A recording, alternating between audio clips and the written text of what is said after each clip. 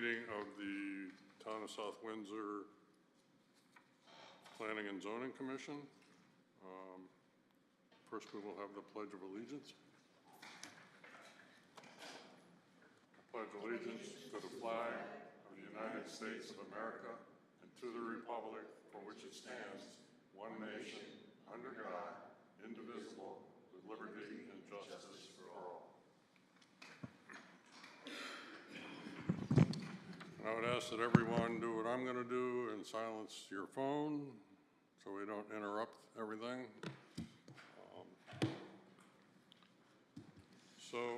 We have two public hearings, and I'll ask the secretary to read the notice.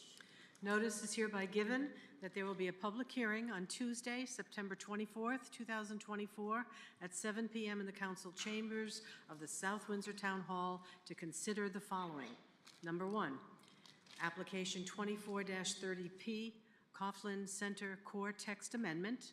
This is a request for modification to Section 5.6 Center Core Overlay Zone, modify 5.6.1, 5.6.5, and 5.6.11A2 to allow residential uses on the first floor.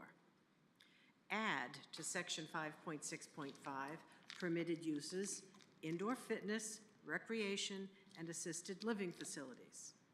Modify Section 5.6.6B2 and B3 to allow alternate parking scenarios. Modify Section 5.6.7A1 to establish a 25-foot setback from all frontages. Modify Section 5.6.7A7 to allow buildings 4 stories, 60 feet, and or up to 5 stories, 75 feet, with consolidated parcels. And lastly, to modify Section 5.611(2)B eliminates unit type restriction for active adult and senior units and other minor design changes. Our second application is application 24-33P, YWCA South Windsor Kids Link, request for special exception to 3.1.1A to allow for a daycare center at St. Peter's Episcopal Church on property located at 99 Sand Hill Road, RR Zone.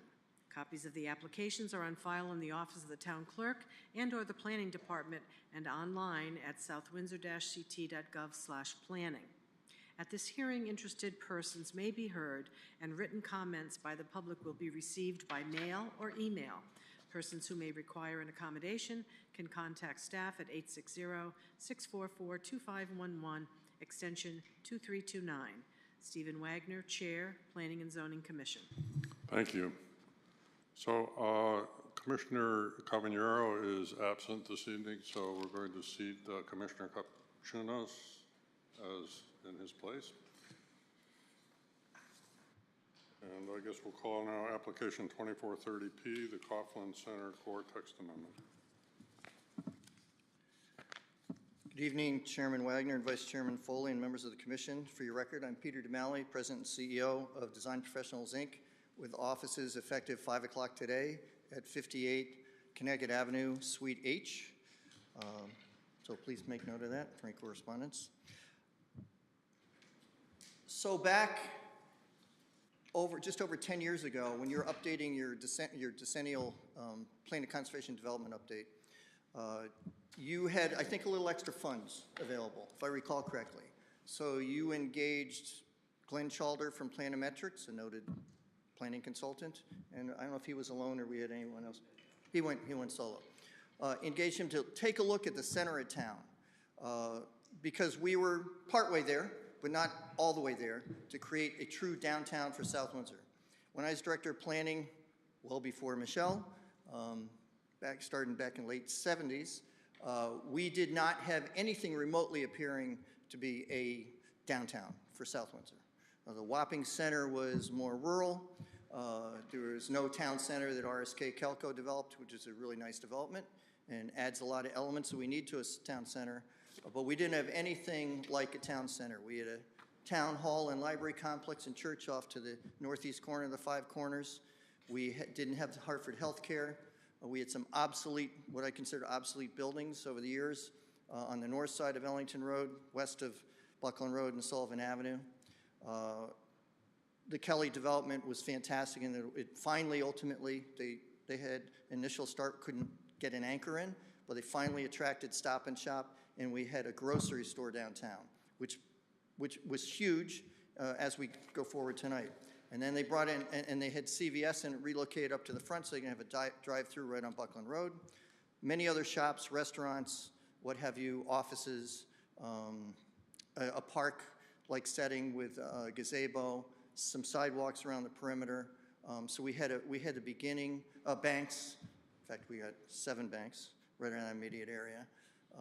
So we had the beginning of something with utility systems. We upgraded our sewage treatment plant, I think it was something on a magnitude of $40 million. We've got that all positioned, so we have utility systems. We have one little bus route that comes through with relatively low utilization rates. We don't have a bus route that goes up Sullivan Avenue to a lot of the employers, unfortunately, in my view. But we have the beginning of something special. We built Evergreen Walk subsequent to my departure from the town. In a fiscal capacity, we built Evergreen Walk. I remember it was Catholic Cemetery Association. In fact, they were a client of mine when I first started out, and they decided to, part of that process, they decided to not pursue a second large cemetery for the Archdiocese of Hartford, beyond the one in Bloomfield. So we had the beginning of something special. Some of the elements are there, but we still didn't have the true downtown. We had the peripheral stuff, but not the real downtown. We need something to bring it together. So about 10 years ago, just over 10 years ago, with that extra funds in your Plan and Conservation Development decennial update, you elected to continue on with Mr. Chalder and to take a look at it. And the recommendation was to create something more intensive, more of a suburban, maturing suburban downtown. The feel, the dimensional requirements are changing, development closer to the street, more of a pedestrian feel, the sense of what we call, planners call a sense of place, beautiful architecture, larger buildings. You can walk around, add significantly to the tax base, and try to consolidate parcels. The northern part of Ellington Road, west of Buckland Road and Sullivan Avenue, certainly it was becoming more and more obsolete. So you adopted the Center Core Overlay Zone in hopes that we could achieve something. As a result of that, a gentleman behind me, John Coughlin, who's a resident of town, lives about a half mile from me. I live right behind the town hall on Peterson Way. So he could actually ride a bicycle or walk to his location, but he consolidated all the remaining properties on the northerly side of Ellington Road, opposite Webster Bank and Stop and Shop and all that. So he consolidated the properties, beginning with Community Road. So he bought the Newbury Insurance Building. He bought the property which was Taste of Texas, part of RSK's development. The house from our former assistant assessor used to own, live in for years. And then, of course, Hartford Healthcare was already there, where my primary care physician is, and I can walk there from Peterson Way easily in a few minutes. Then to the west, he went along all of RSK Kelco's Colonial Corner development. There was a daycare center there, lots of offices, their own offices, some retail buildings, and restaurants.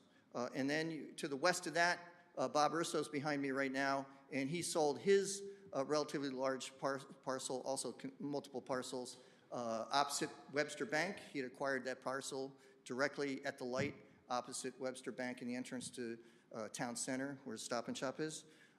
And so he owned, so there's everything from, if you know, if you follow Clark Street to Ellington Road, right across the street is South Windsor Land Conservation Trust.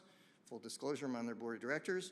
But they, to the east of that marsh, everything to the east, and all the way back to the Priest property, and the Land Trust property to the rear. So we have a large Priest property. There's potential for something to be done. We've met with town staff about that. Perhaps a street entrance to this development could be where the Webster Bank entrance is and Town Center entrance is. It goes straight through not only our property, but there's potential to go into this town property, the Priest property. With permission of the town, we actually flagged, had Jim McManus from JMM Wetland Scientists out of Newtown, Connecticut, who's been before the Wetlands Commission many times in this town, worked with Jeff Folger many times on projects. Anyways, we had him flag the first southerly part of the Priest property. What's there? Is it all wetlands or not?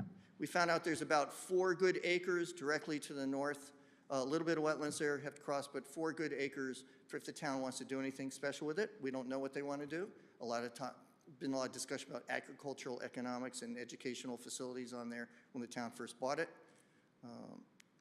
using the Trust for Public Land to acquire it.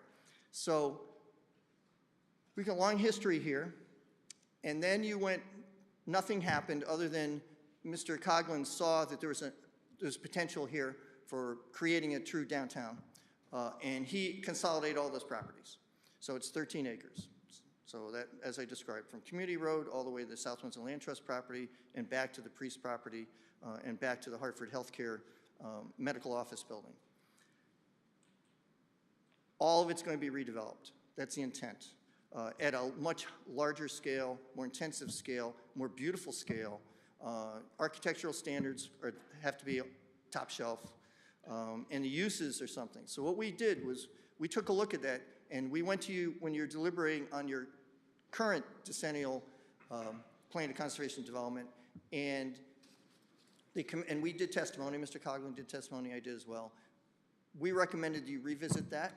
And you did embody that within your new plan of conservation development, recommending that we look at what the uses are there, land uses, potential for that center core overlay zone, what the uses are, what the dimensional requirements are, height restrictions, the whole gamut, whether or not you can have entire residential buildings or not, that type of thing.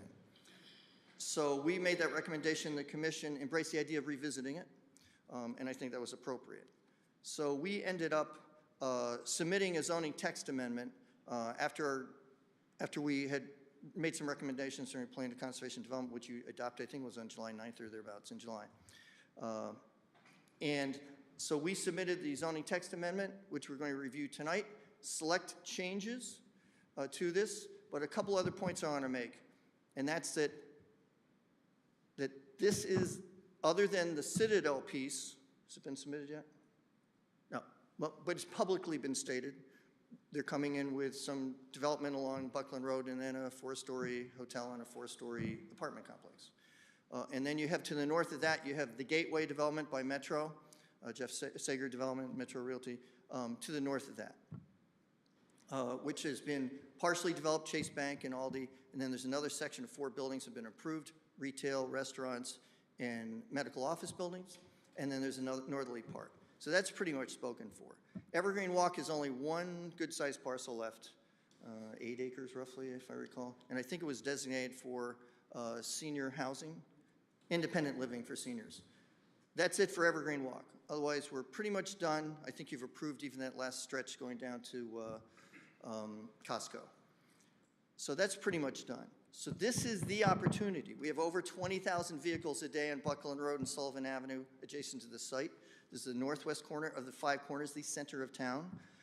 We can walk from this site. If we have residential here, you can walk to the library, the town hall, the church, the cemetery. It's a nice walk down there, a lot of history.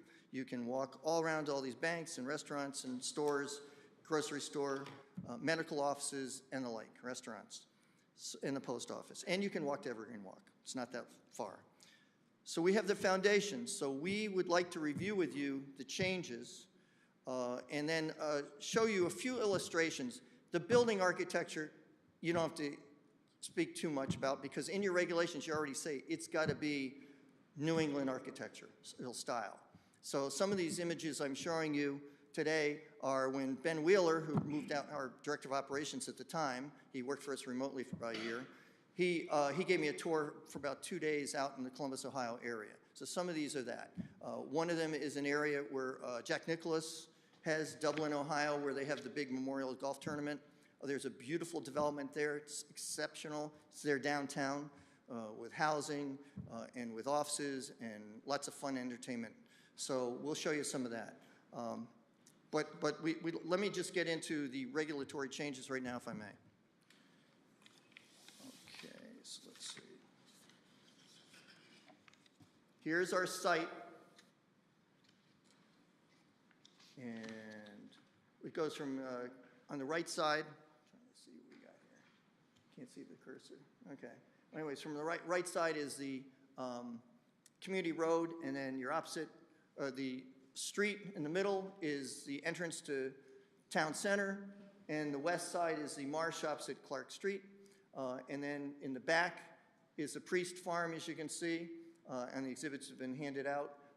And then Hartford Hospital's healthcare unit right across from the town hall and public library. And you see Wapping Church on the right side. And then a whole bunch of banks and other uses across the street, as I indicate, restaurants and stuff.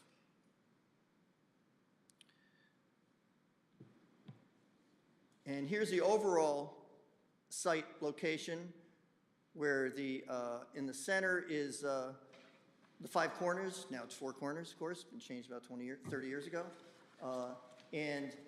We have the large town center development, which is more of a suburban style development, but it has the elements we need for downtown, many of them, the grocery store, the CVS, et cetera.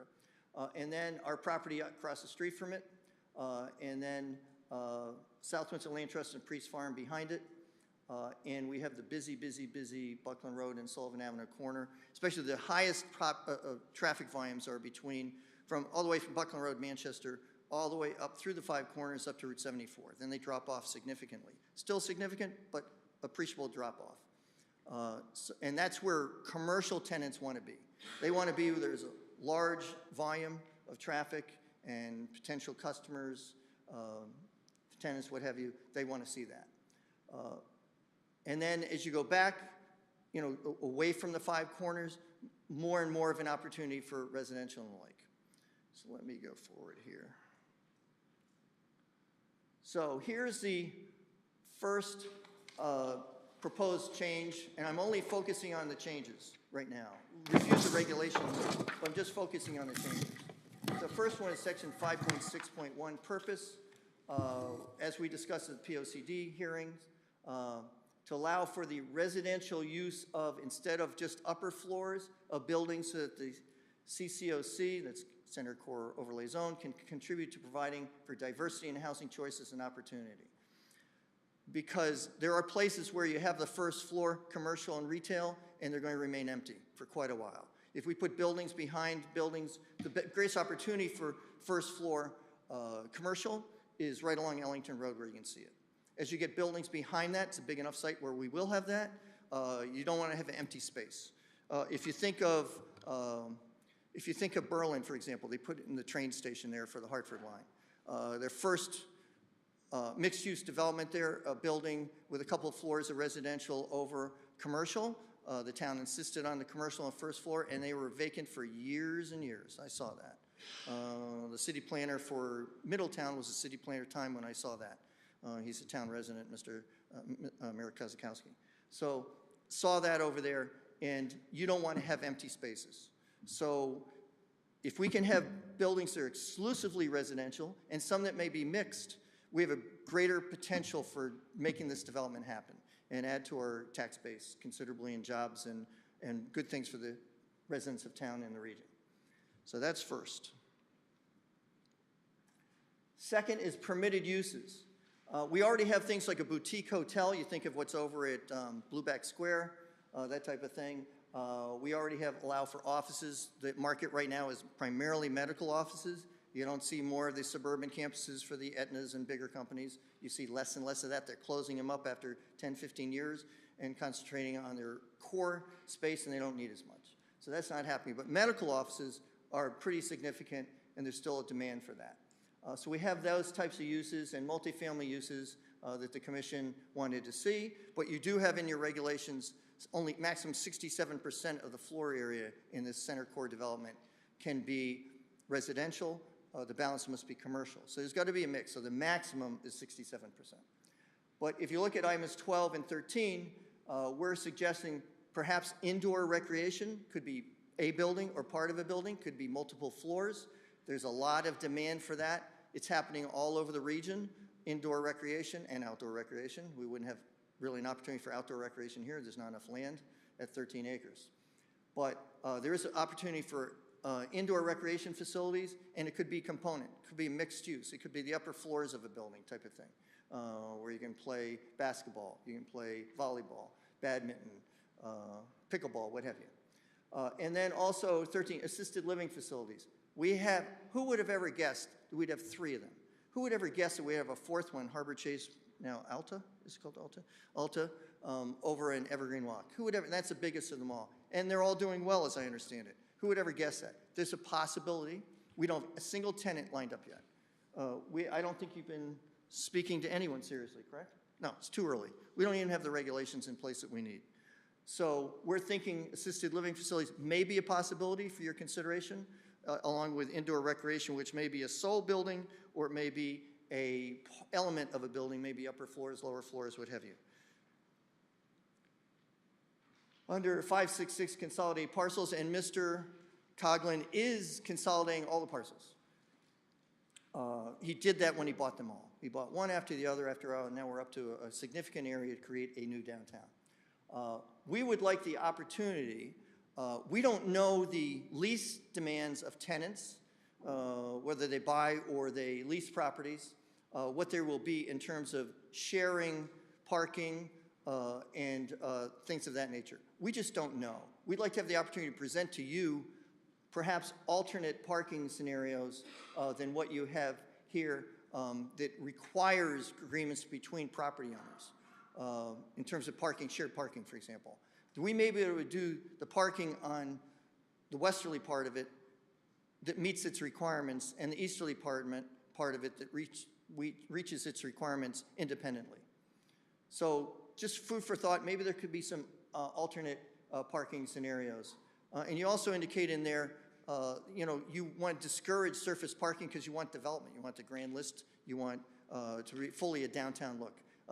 Parking lots can be a real problem, and they don't generate the tax revenue, and they're not as nice to look at. So we'll have a lot less of that. People can get here. If you allow us to do some of these things we're proposing, we might be able to do, even if you love it, maybe up to 5-story buildings, but if you move it from 3.5 stories to 4 stories, might be able to get the density in there that we might even justify, and it's a remote case right now, justify a parking garage.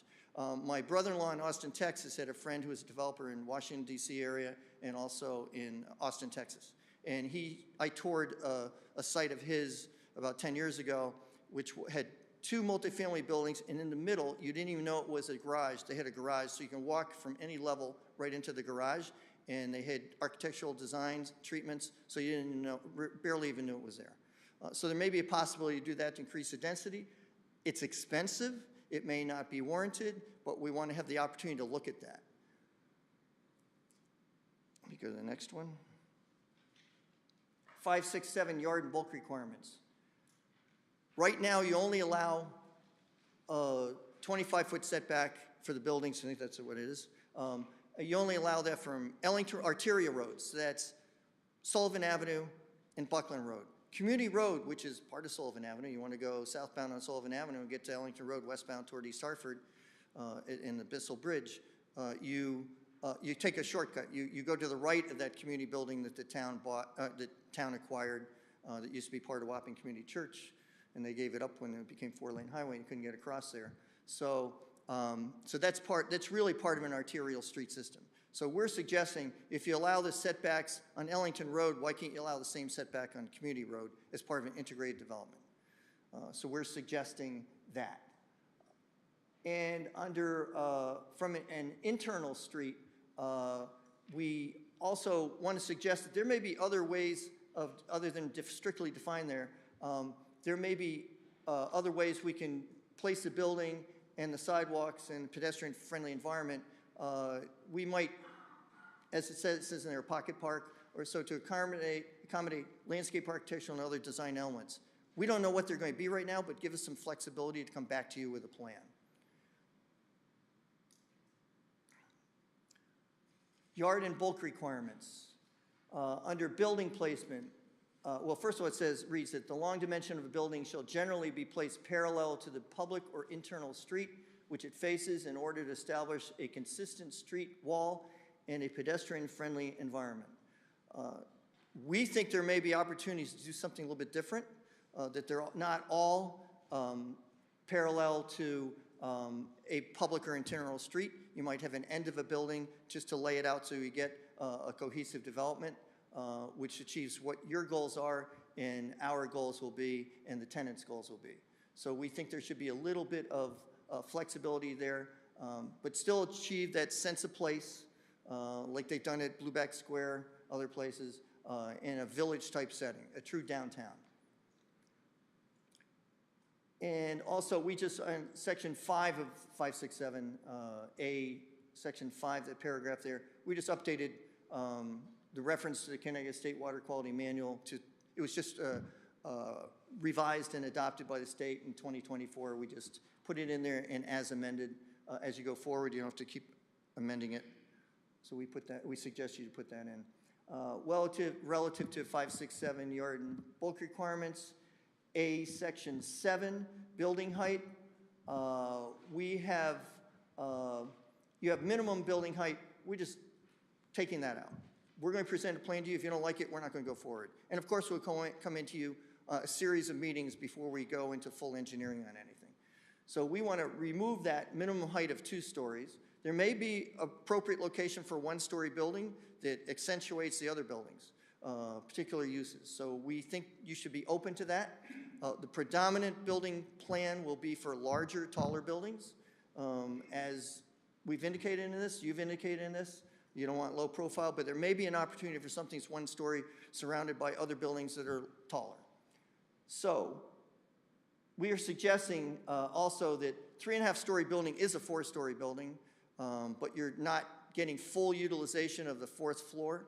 We would like to be able to have it called 4-story building, and which would be your basic maximum height. And so you can do it properly to get the higher level tenants. For example, if we can get Yale New Haven, if they acquire ECHN or go independently, we can get Bay State, we can get St. Francis, we can get Hartford Healthcare, other medical groups in there. They'll want taller ceilings for the mechanicals.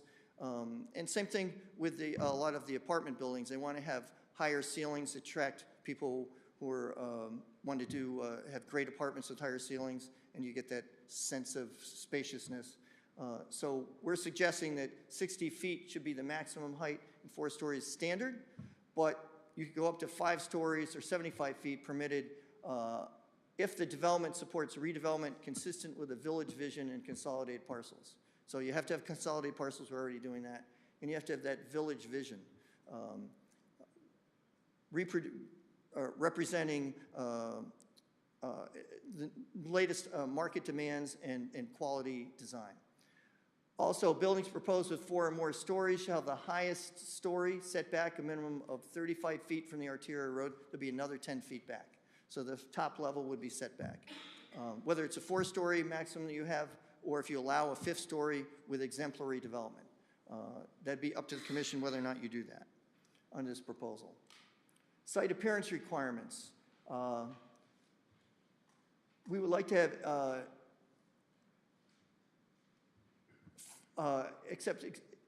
existing 4-inch plus caliper trees are not required to be incorporated into the design. Quite frankly, it's going to be next to impossible to do that. If you're going to, there are a lot of trees around. If you try to incorporate all those into the development, it'll dramatically change what we can do on the site. The yield on the site, the types of uses, the intensity of it to create a true downtown. That means we'll have to go in with, when we put in trees, they're going to have to be larger nursery stock trees that would have to be planted within the development. So they're not going to be little 2.5 or 3.5 inch trees or whatever. They're going to be more substantial, but allows for a greater diversity. And you also put the trees where you need them.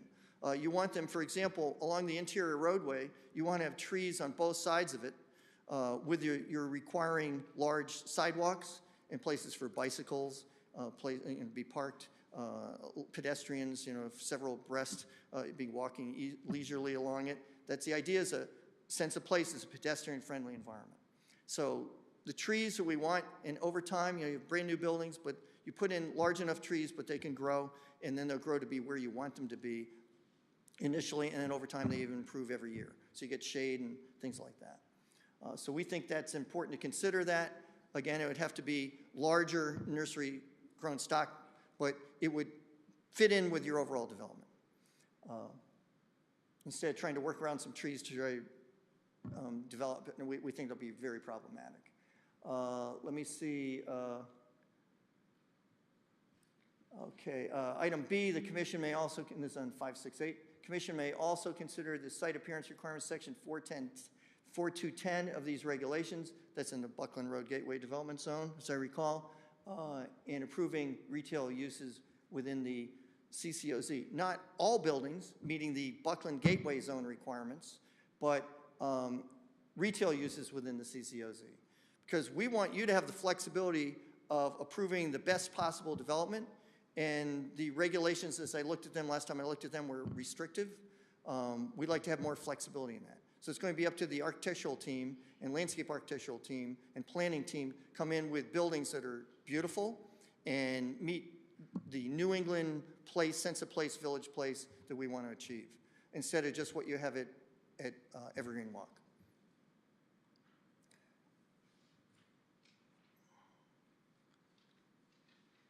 And section 569, access and parking, is intended the required parking will, I put in, insert the word generally, be provided by spaces to be provided along internal streets, the primary goal, to the extent practicable, and then supplemented by parking located in parking lots located to the rear buildings.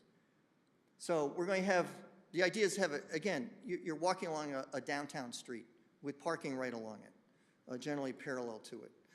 And then you get sidewalks and bicyclists, pedestrians. It has the character of a downtown street. Somewhat like we have at Evergreen Walk, the main drag through there. Those are in an angle. We might have parallel parking in there. But we still, that won't be sufficient parking to support the development, not even close. So we either go with large parking lots, which is underutilization of the land. You hear this from urban design experts all over the country. Instead of large parking lots, you have other places where you can park, such as in a parking garage. Spread them around as best you can. But we need to have some general flexibility on that. Again, the commission has control over this, and we'll be working with you as we develop interests from tenants, land uses, and overall architectural style and all that. We'll be coming to you every step of the way. So you have control over this, and it's a special exception use. So we think that gives us the flexibility about where we put parking, because you're not going to get enough parking along the street to serve the development, just not.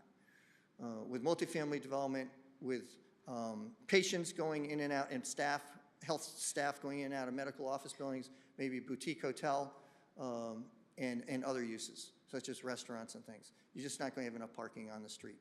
So we like to see if there's an alternate way of doing it from, rather than just some large parking lots.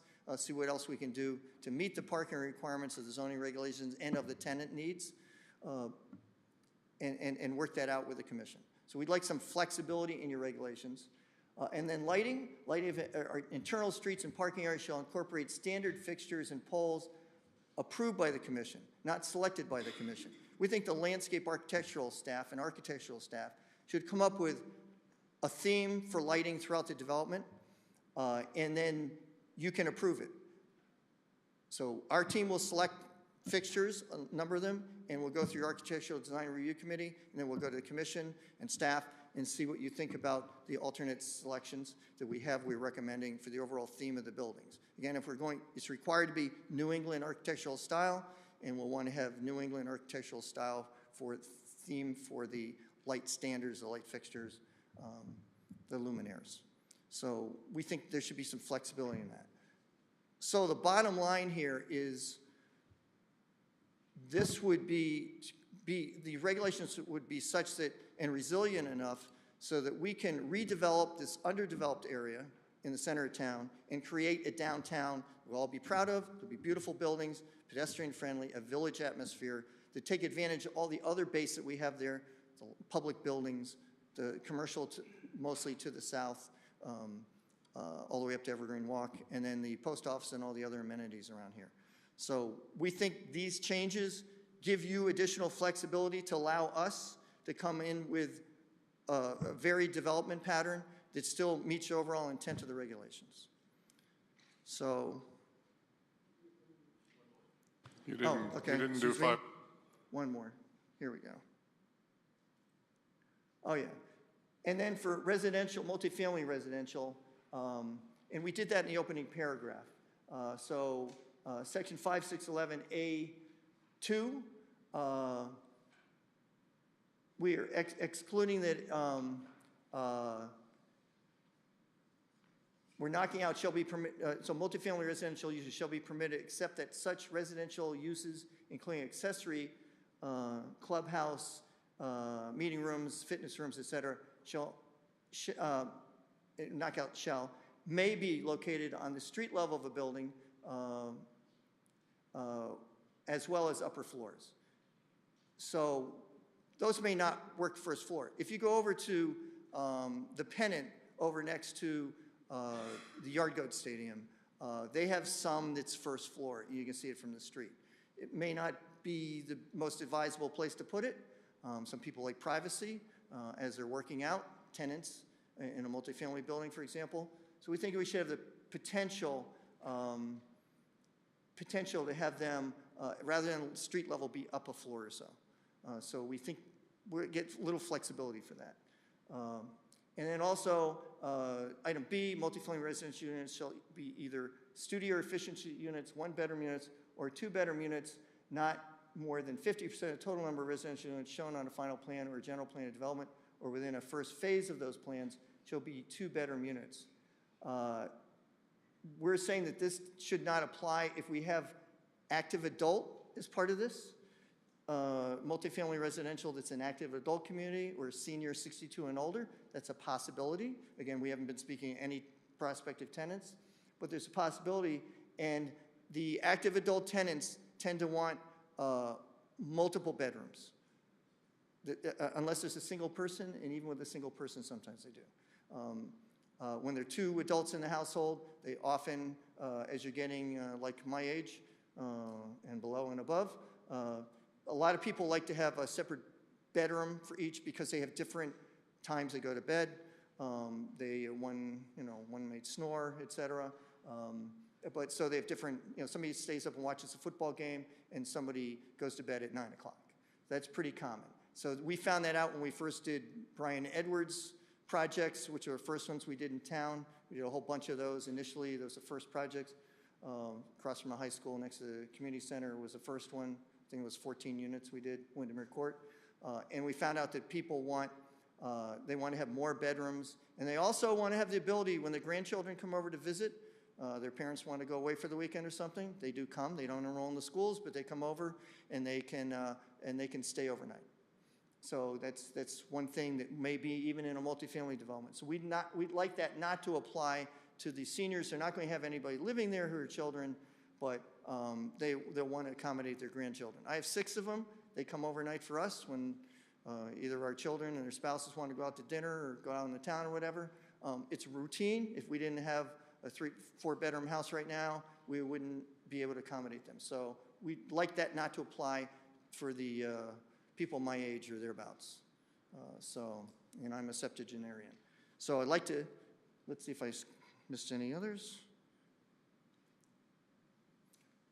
Well, here are some examples.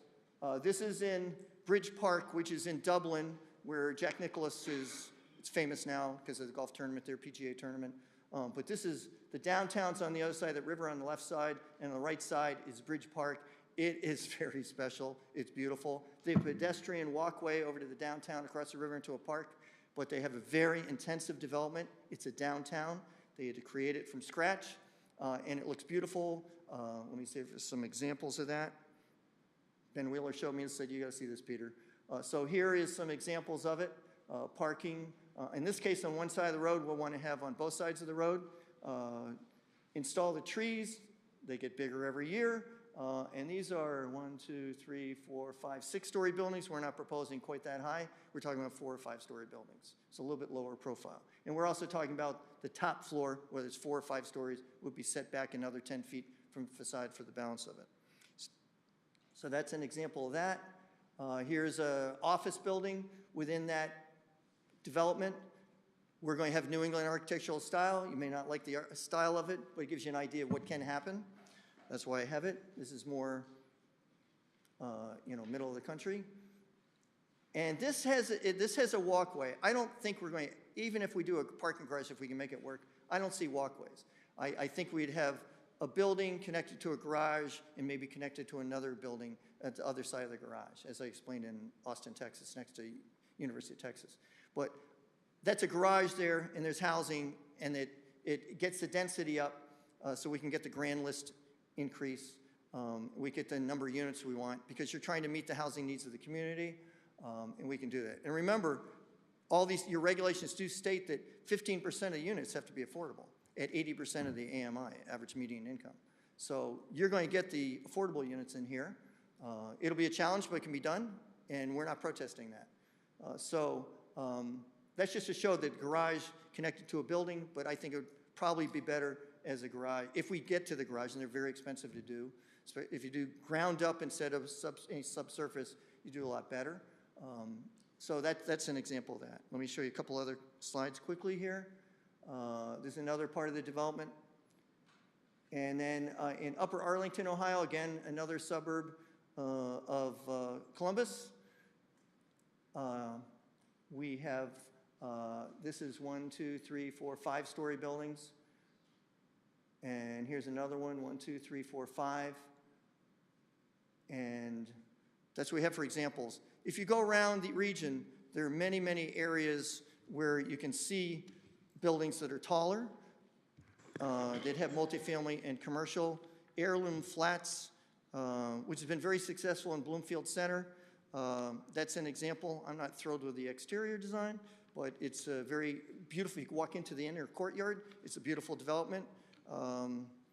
And I'd like to think we could do better on the external facade. And then also 1700 Asylum Avenue. I think that's in West Hartford. My glasses are correct. Proposal. That's a 4-story building. So they're happening all over the place. If you travel around the country, I don't get out enough, but I've seen enough. 4, 5, 6, 7-story buildings are pretty common. They're not, in my conversation with Kevin Cooney, it's not of great concern. Being able to bring in fire apparatus, you have to make sure fire apparatus can get in and out. That's a challenge. But fighting a fire, whether it's, and they'll have sprinkler systems in as well. But 4 stories, 5 stories, 6-story buildings don't seem to be that much of an issue.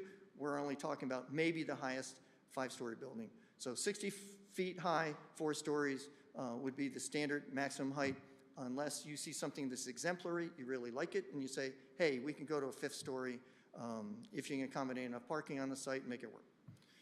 So that's what we have right now. We're good? Yeah. John would like to say something? I just want to thank Peter for all his work here and the commission for your understanding and listening to what we're Would proposing you sign to in, you. please? Yeah. I sure will. And I think Peter said it a few times. We just want the flexibility to do what's right with the property to make sure that it's a development that we're all proud of. Like Peter said, he's a stone's throw away. I'm 3/4 of a mile away, so I can walk to that site. And I just want the commission to know that I'm invested in this as a resident of the town, and I want to make sure that the town shines brighter than West Hartford and Avon and all these other towns that I think we aspire to be like. So thank you for your time. There we go. So that's John.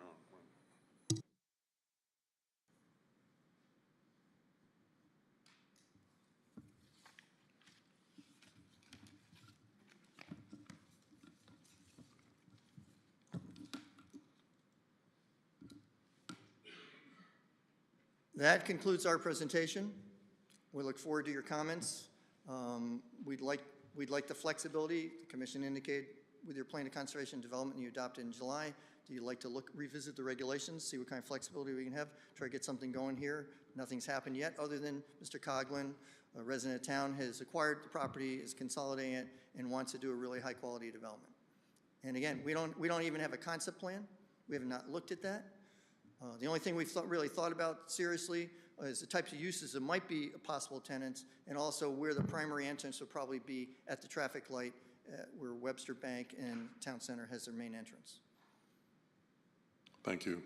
So the way we're going to do this, we'll get comments from the staff, then we'll get comments from the public, and finally the commissioners will have an opportunity to comment and ask questions. So our Director of Planning, Michelle Light. Thank you. So this is a zoning text amendment to section 5.6, the center core zone. I'm not going to read all the different sections that have been covered pretty clearly tonight. But I did just want to, as a background for commission members, I did provide with you a zoning map, which gives you very clear delineation of what is considered the core zone, which is different than the center north zone. So just when you're considering a text amendment, although we've kind of been honing in on the north side of Ellington Road, this would apply to all properties that are within the core zone, which is, where Stop and Shop and that whole block there. So just keep that in mind. I also provided the commission section 8.8, which is the section that talks about village district zoning. As Peter alluded to in his presentation, this is a unique zoning classification that we placed in the center core of our town.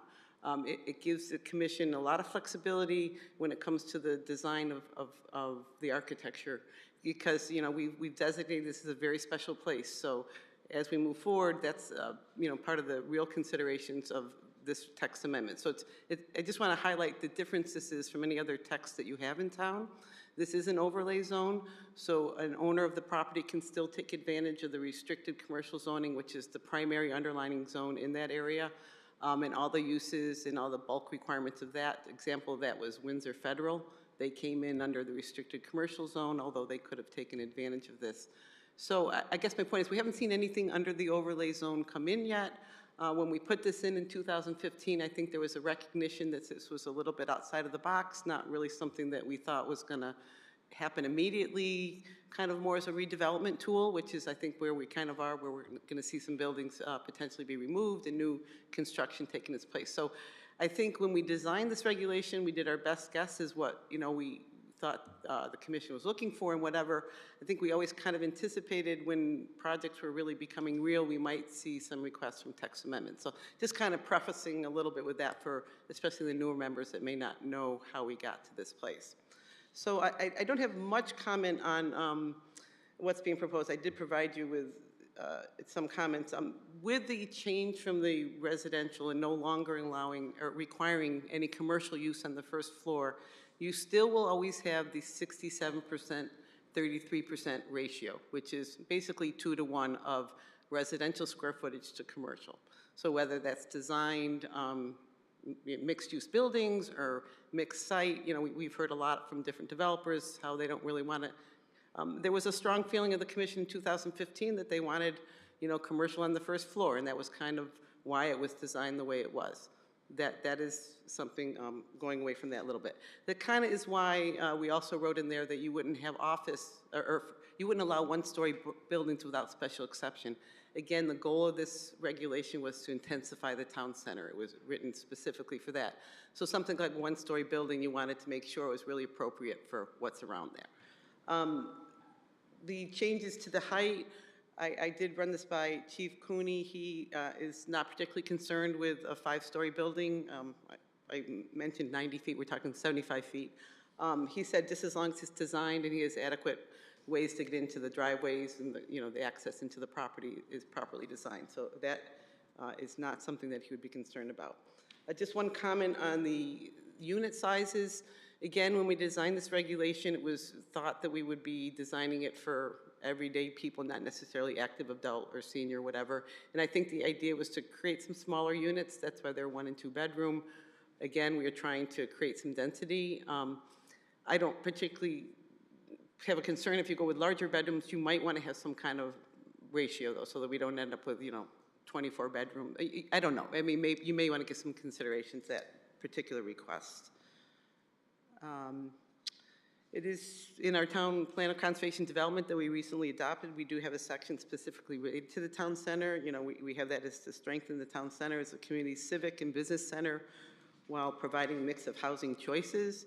Under objectives, we have some potential actions, periodically reviewing the regulations, response to changing market conditions, visit parking requirements and mixed uses, and grow the town center's population through multifamily and mixed-use developments. We did have this sent to CROG as required, and I think Stephanie was going to read the CROG report. Sure. This is a report on the zoning referral Z-2024-85, and they comment as the following. The staff of the Regional Planning Commission of the Capital Region Council of Governments has reviewed this zoning referral and finds no apparent conflict with regional plans and policies or the concerns of neighboring towns. However, there is one amendment that should be revisited to maintain the integrity of the center core overlay zone to provide a pedestrian-friendly sense of place. The amendment to 5.6.5B removes the restriction on drive-up facilities for banks. This amendment complements traffic demand and does not hold any potential to enhance pedestrian friendliness in the overlay zone. It may hold potential to further increase motor vehicle traffic, pedestrian conflict points, and motor vehicle idling. Staff is not suggesting that this amendment should not be considered, instead prompting a further conversation amongst the involved parties to discuss the recognized consequences exclusive car uses have had on space for pedestrians, especially for a center core overlay zone with clear language indicating a clear intention of pedestrian friendliness. The municipality and others involved parties know the area and conditions best to make a well-educated decision on this matter. CROG staff simply is highlighting an amendment that has the potential to increase conflict for pedestrians in the area. The public hearing date had been scheduled for October 8th, 2024. In accordance with our procedures, this letter will constitute final CROG action on this referral. And I would just make one comment on that. Again, when we designed the regulations, things like drive-throughs were not included for that very reason, because it was pedestrian. We wanted it to be pedestrian-centered, not auto-centric. So I would kind of concur. Drive-throughs are allowed in the underlying zone. If someone wants their drive-through, they can develop through the restricted commercial zoning, but I would suggest not including them as well. And that concludes the Planning Department comments.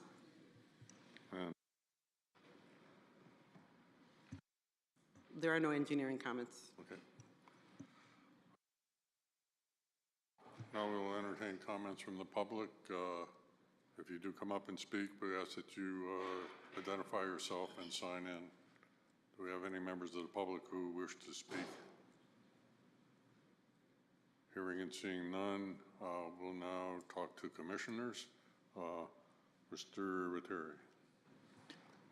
Thank you. Definitely an interesting proposal. I'm not going to go through every one of your changes and say anything. I think some of them made things a little bit clearer. I'm not sure every one of them made enough of a change to be significant. I know the one in 5.6.11, the multifamily residential uses, the way you've changed it, it's not all that different from the way it originally was, because it always allowed the ability to do the street level if it's approved by the commission. So I think that was more a semantics change to lean in your direction, but I would still think that approval by the commission makes some sense there. I'm not against street level housing at all. I just think that making sure that it fits, giving us that wherewithal. I do agree with the traffic of drive-up. I think that's a concern that you might want to consider and really think about. I think that, you know, with the location of where you are, there's already pretty decent traffic in that area, making drive-up restaurant, drive-up banks and stuff inside there. I think that may create more traffic than we want to create at that point. Yeah, we're amenable to not having a bank with a drive-through. There may be an opportunity for something like that, but we don't know that will fit in because we're really concerned about traffic flow internally within the development, and we don't want to have a traffic queuing within the development that may adversely impact residential and other things. So that's a serious consideration. We don't want queuing, extensive queuing. So if we have one that's a use that wants to have a drive-through, we'll be explicit with you ahead of time and discuss it with the commission informally and then with general plan of development if we go that path. Okay, I agree with that. Okay. Personally, I'm not a fan of 5-story. I think 4-story is fine and makes a lot of sense.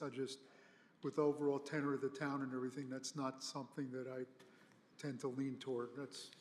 One thing we're thinking of, if I may add, we're thinking of 4 stories out front in the perimeter and maybe a 5-story toward the rear that is not readily visible from the street and stuff. So you go up another story as you go back. As you're driving along Ellington Road, Sullivan Avenue, you don't really notice it. That's what we're thinking about. And step back also. Okay. I mean, Only if you agree it's an exemplary consolidated parcel development that meets all of the desire that the commission had when they adopted the regulations. okay, as long as I get to pick exemplary, then no, but it's just something, it's just a personal thing. I'm sure you can convince me, but at this point, I'm kind of tentative on it. Beyond that, I yield to Mr. Foley. Yep, I agree with Bob. I'm not a fan of the 5 stories. One thing I do want to emphasize is back 10 years ago, we were, I guess the word's adamant about that New England charm, the New England look. Oh, yeah. You know, creating peaks on the building instead of everything being flat tops. And Right. lighting is very important. So we want to make sure we keep that aspect that we were talking about back in the day. Parking garage, I mean, something like this, it's gonna become a necessity. I know it's valuable land. Oh, but, yeah. For people to park, you know, we all look at Evergreen Walk when the weather's inclement, and, it's not ideal. Or with parking garages, if you're lucky enough not to be on the top floor, and in that one photograph you had with the crossover bridge, you know, it's nothing that I'm opposed to, but. We had them all over downtown Hartford. Remember, we got rid of most of them.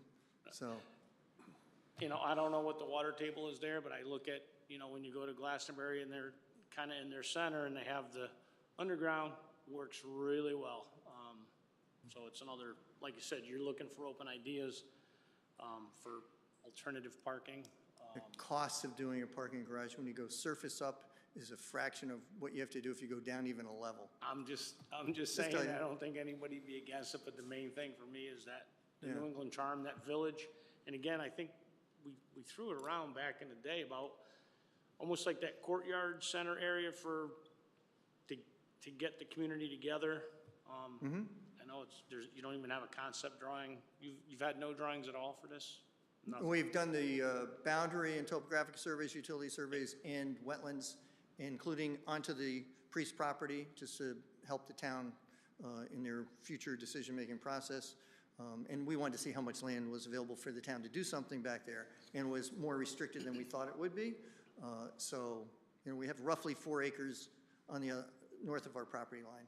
And then my last comment is as far as, you know, in the beginning, we had talked about efficiencies and studios and 1 bedroom and 2 bedrooms. I think that has to be part of it. We do want the young, you know, this can't just be town of South Windsor. First of all, our schools are bursting. We're the #1 growing Right. town, but we don't want to become the #1 senior population either. So we Yeah. do want to make it attractive to get the young kids here. So the studios and the 1 bedrooms are going to be kind of important as part of the. Well, we plan on doing those. That's a vision, and that's a regulation. We're not suggesting change that, other than if we happen to have part of it is 55 and older active Fine. adult, then Yeah. maybe we consider doing a little bit different. Learn that, I'm good with it. Not the whole thing that time. Commissioner Dexter. Don't take offense, Peter, but the pictures you showed, the examples, were shocking to me. To walk down that type of road with these big 4- or 5-story buildings, I just never envisioned South Windsor would have anything that looked like that, but, you know, things can change. That's Midwest architecture. Yeah, we're Yeah, not, I mean, Dublin is about a $50,000 city, a 50,000 a population little bit less than city. that, yeah. Close enough. So a little bit bigger than us.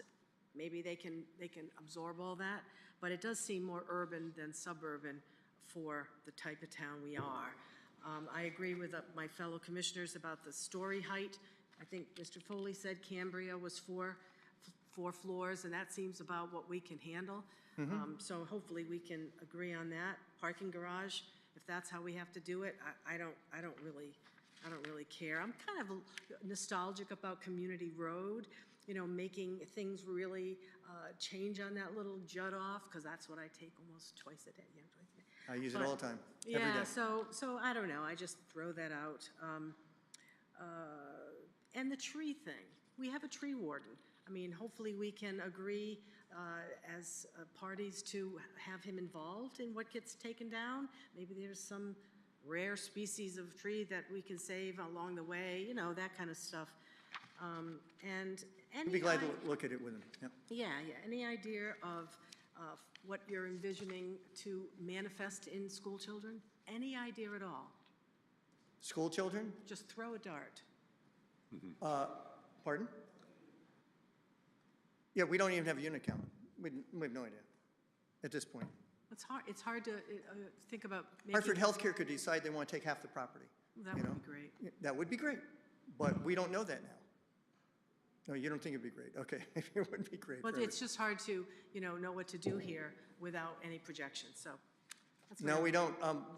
In terms of the bedroom mix and stuff like that, the commission selected that with your consultants and your staff. Okay. We didn't select that. Okay. The only So- change we're making to that, it's going to be, a lot of studios, 1 bedroom and 2 bedroom, maximum 50% as you put in your regulations. Okay. So, Okay. and we know these have changed. We know the counts are changing. Some of the population projections, maybe they weren't airing, but they're different from what the result was of what we had done in the prior 10-year period. So, for prior development. So, we'll probably expect more rather than less. But in 1-bedroom units, you would generally, in studios, expect 0 school-age children. Maybe occasionally something, but that would be unusual in a 1-bedroom unit. The adults in 1 bedroom and there's no other bedroom. And then the 2 bedrooms, we'll have to look at what they're coming up with, and we have to rely on the experts to tell us what it is. But we know what's happened of late, and we'll see what happens at the 165 units you approved down at the southerly end of Evergreen Walk, which has at least 1 4-story building, if I recall. We'll see what they end up with that, some of the newer developments. But it's higher. The demand for people with kids to come to this town is off the charts. But we still don't have the population in the school system that we had 12 years ago, I think. So, but we're getting up there. Thank you. Yep. Hi, Peter. Paul? So when I read the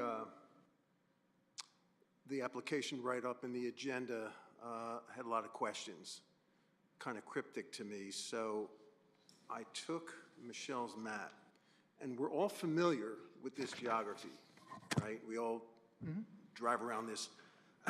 But with what it says in the application in mind, I drove the perimeter of this a number of times today, and what struck me is it didn't seem to me like there was a ton of opportunity for development.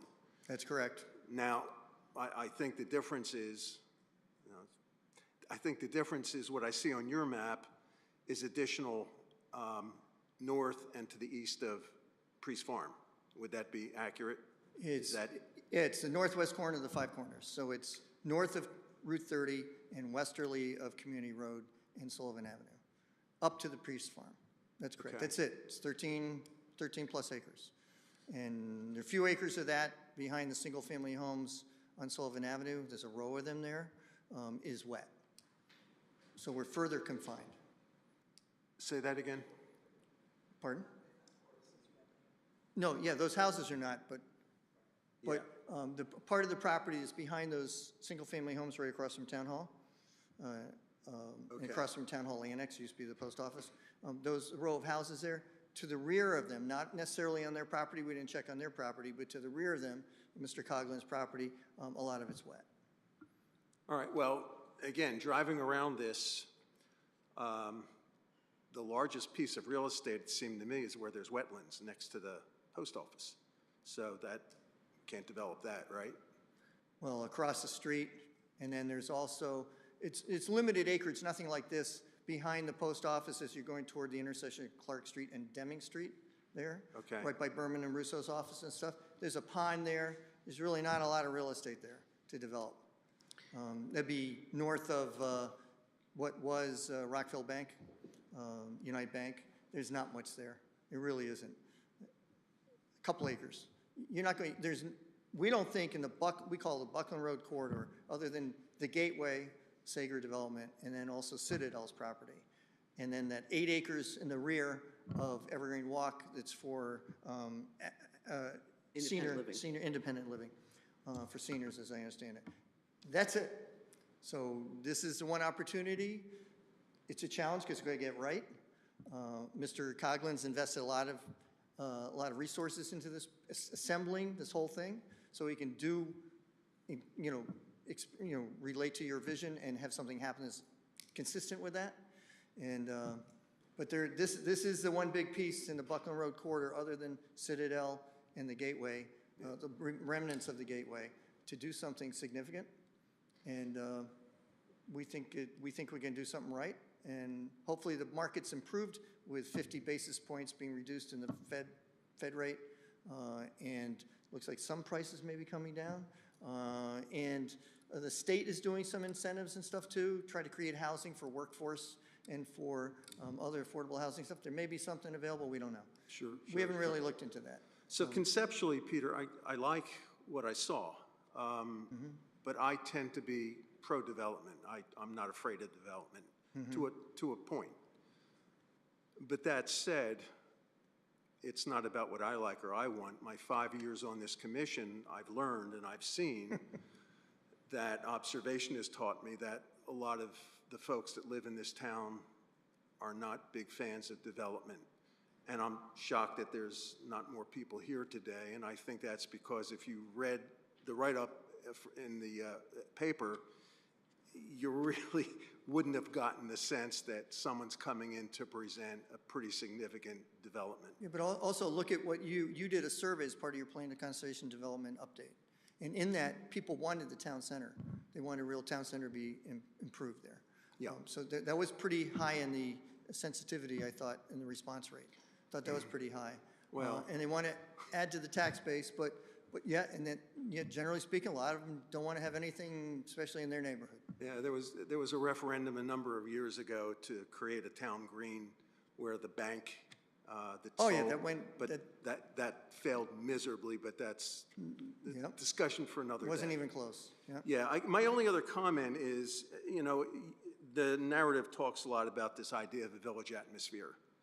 Oh, yeah. And it's hard for me to wrap my head around how we can achieve that in South Windsor. If we're talking about a toned-down version of Blueback Square, I like that idea if that's the vision. We don't have enough land to do Blueback Square. We already have Evergreen Walk.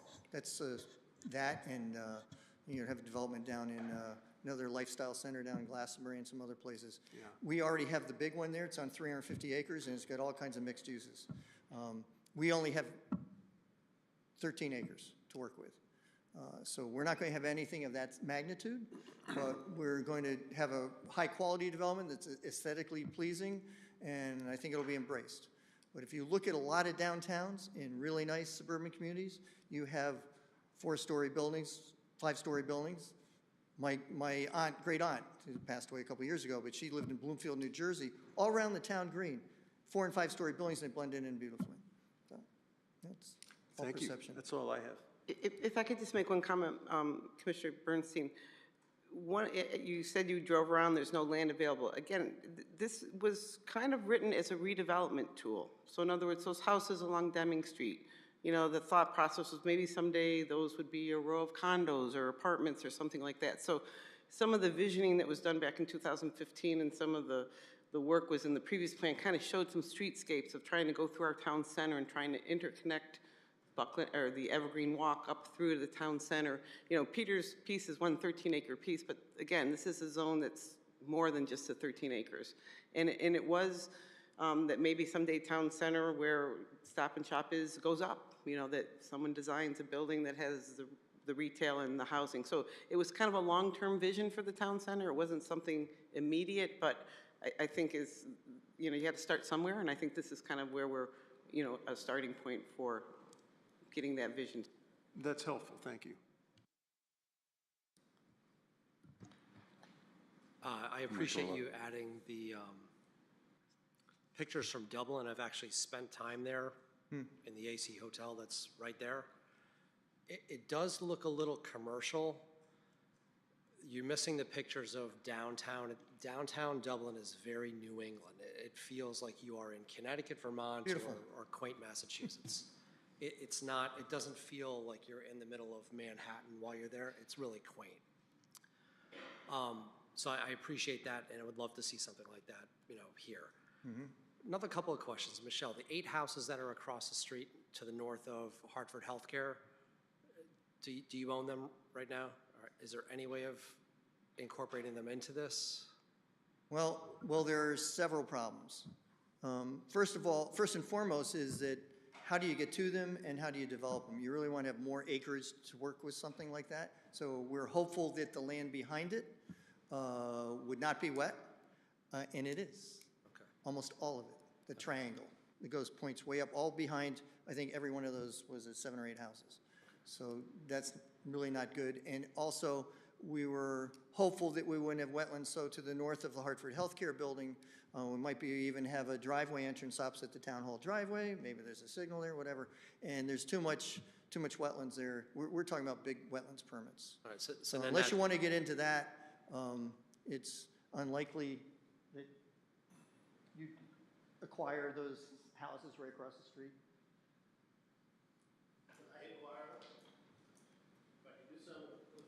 Okay. Yeah, if we can figure out a use, it might be a good opportunity, but someone else tried to bought a couple of those and then resold them.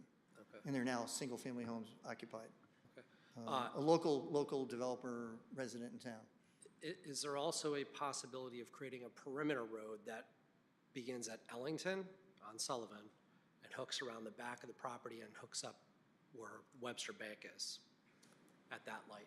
Well, there will have to be multiple entrances, probably 2, maybe more, to development.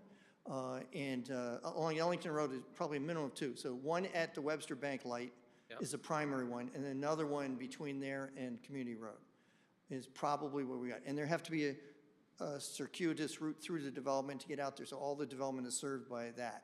Yep. We're hopeful for maybe a potential for on the north side of Hartford Healthcare opposite the Town Hall driveway location, but just a lot of wetlands. And if you've been through the Army Corps of Engineers lately, I had a really nice development. We're just about there. A 3- and 4-story apartment building and also a 3-story medical office building in the medical campus area of Cottage Grove Road in Bloomfield. And we're still waiting, and it's been at least 2 years. Okay. Just for the wetlands permit from the Corps of Engineers. Okay. So we'd rather not have to deal with that volume of wetlands impact because, you know, people have gone remote and all that stuff, and it's been tough. Understood. But we're getting close. Okay. Good people, just been tough. No other questions?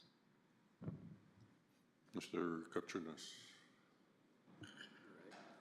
Well, I also live within walking and biking distance here, and With a nice barn. yeah, and I like the idea of it.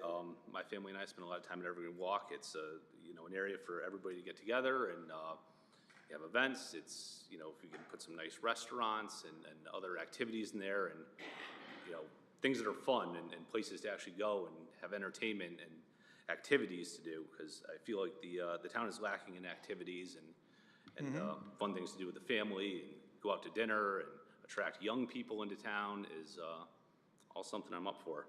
I can attest it's very wet back there. So it would be nice if you could make a 4-way in there, but I don't think you're gonna get a road through that. Yeah.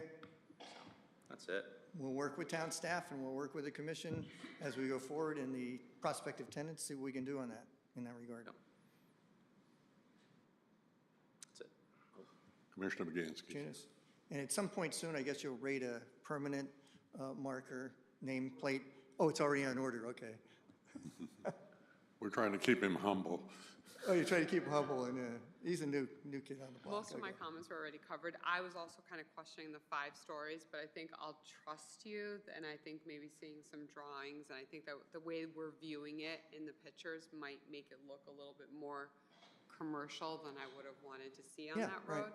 But I think the parking garage is actually, I mean, you go to Blue Bat, you don't see the parking garage back there either. It makes sense to have that. Yeah. I hope the project can afford to do it. If we have enough density, it's a possibility. Thank you. So, yeah, I remember when we were developing this overlay, I think a lot of people at the time, a lot of us envisioned, you know, modifying the structures that are in the Stop and Shop plaza, and, you know, like replacing some of the buildings in there, and, you know, doing something like this. There's an awful lot of parking there.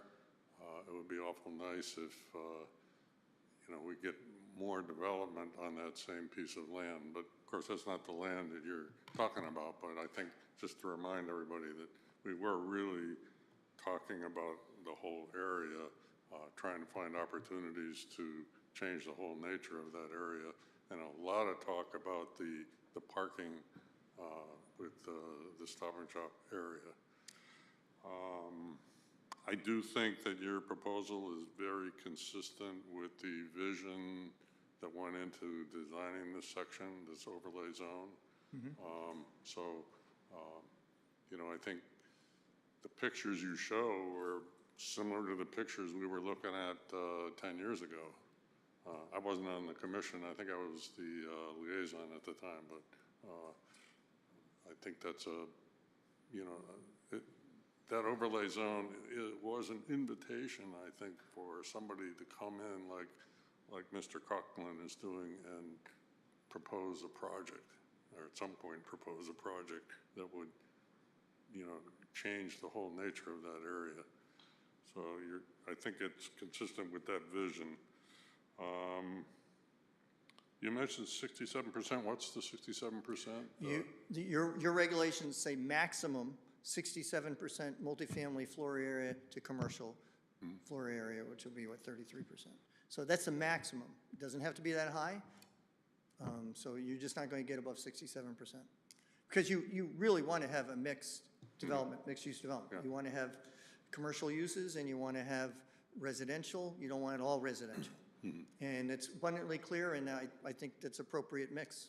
And again, it's a maximum. It may be less for multifamily residential. Depends on what tenants my client can work with, see if they have an interest in this property. I mean, this is a great town to have development. And the center of town is not a bad place to be. It's real close to 84 exit 62. There's a lot of other people come through the town. The traffic volumes are there. And it's really, it's an alternate to living in, you hear from people all the time, my age, you say, oh, maybe I want to go to West Darford Center. Well, there's a lot more congestion, and this is really fun walking areas to walk to, you know, over rivers and to the town hall. The library is a great place. You know, you walk over two historic cemeteries within walking distance. A lot of things to do, and you can even walk to Evergreen Walk. I did it all the way to the end. It's about a mile to the end of it. Yep. But it's, you know, what's half a mile to most to the beginning of Evergreen Walk. I'm sure it's less than that as you're walking. So it's a great place to live. Yeah. You talked about alternate parking arrangements, but do the counts work out the same, and do we really need to consider reducing the parking count for some of these uses? Well, part of it depends on who's coming there and what they want to do for transportation. We don't have enough service in front of this facility, you know, rapid service, frequent service, to replace the passenger car or pickup truck, or whatever you want to drive. We just don't have enough service. If we get the density up, and, you know, there's a node, if you do transit planning, you know, there are a bunch of nodes where it has a density, where you've got employees going over to Stop and Shop and people going over to Town Center, they're going to medical appointments, they're going to restaurants, they're living there, all those factors, and they might want to take a bus and get down, either down to the Burr Corners or straight into Hartford or something. You know, you can get the density. We want to attract also, you know, the workforce housing. We have a huge shortage nationwide of workforce housing. And we have a huge shortage nationwide of affordable housing, and we have a huge shortage of all housing. So we can get in the multifamily housing in here, quality, and we can get better bus service. We might be able to reduce the parking count. But, you know, it is what it is. If we don't have good bus service, we're not going to entice a lot of people out of their cars. It's just not. So that's a key thing. But, you know, when you have multiple different uses, the parking being shared should maybe give us a way to consider the total, adding up all the separate requirements for parking, maybe find a way to think about what we really need, although that would be a different text amendment. Yeah. Metro has developments all over the region, and I forget the terms Jeff Sager and Peter Dunn use, but that is exactly what they like to have, if at all possible, and we'll try to work that out with tenants. But if you had, it's all shared. Nobody owns a space, and it's shared, and it works. You have fewer total spaces, and it works. But if you have some spaces that are reserved for people and they're not occupied, then all of a sudden you have empty spaces that nobody can use other than those people are gone on vacation, what have you, or work trip, or just not around. And then you have some people be in Florida, and then you have a space, everybody else competing for the remaining spaces. So there's a term for that, but that's important. But we can look at that. We have to have enough parking so people, the office tenants, boutique hotel tenants, if we have one, multifamily residential tenants, all can park to meet the requirements. And if they don't, we have a problem. And not everybody's going to ride a bicycle yet. We're getting in a bike path system, but to ride it to work, it's going to be a challenge. I believe I'm familiar with the parking garage in Austin, and I can just remember doing a double take and thinking. Right next to UT's campus? Right next to University of Texas campus? Yeah, it's like, oh, that's a parking garage. You know, I looked at it and I said, I couldn't believe how it didn't look like a parking garage on this multifamily building. So It was really nice. I'm okay with not having a minimum height. I'm okay with 4 stories and the taller ceilings. Personally, the 5th story with a setback probably works. I'm probably in the minority here, but I'd go with, especially if we have a setback, so it's not too close to the road and doesn't dominate, you know. It may make the difference, a 5th story, and we don't know that yet. It may make the difference between whether or not we have a parking garage. You know? You have a 35-foot setback, and I forget what section that's in. Yeah, that's for the top floor.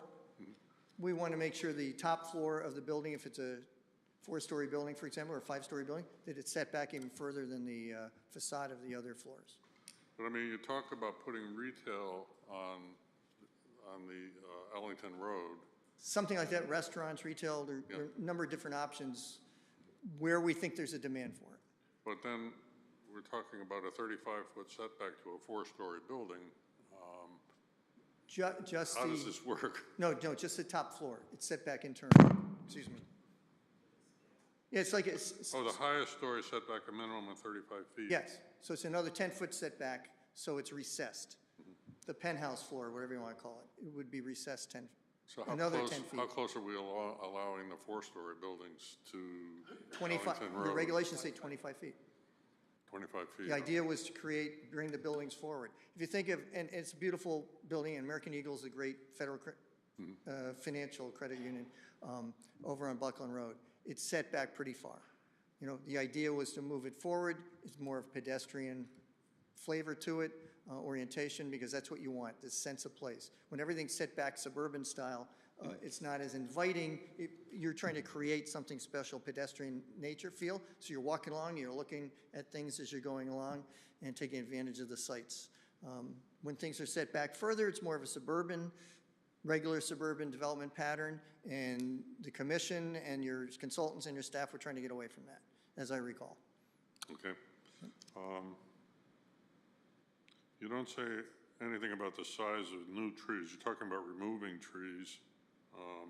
Basically, you changed the language about the trees, but Oh, yeah, as Michelle just indicated to me, yeah, our landscape regulations incorporated within zoning have all kinds of requirements. You can no longer put in the little street trees, and stuff like that. You have to go a larger caliper. And so that could be discussed with the commission and stuff, what you want. And it depends on what kind of, area it has for the canopy too, So, and it's a type of tree, but there are a lot of different options, and we just hired another landscape architect to supplement our other landscape architectural staff. So we got a lot of expertise. We'll come in and we'll discuss it with you, and I know there are even people on the board who are very familiar with that. okay. So if you would look at 5611, paragraph A2A.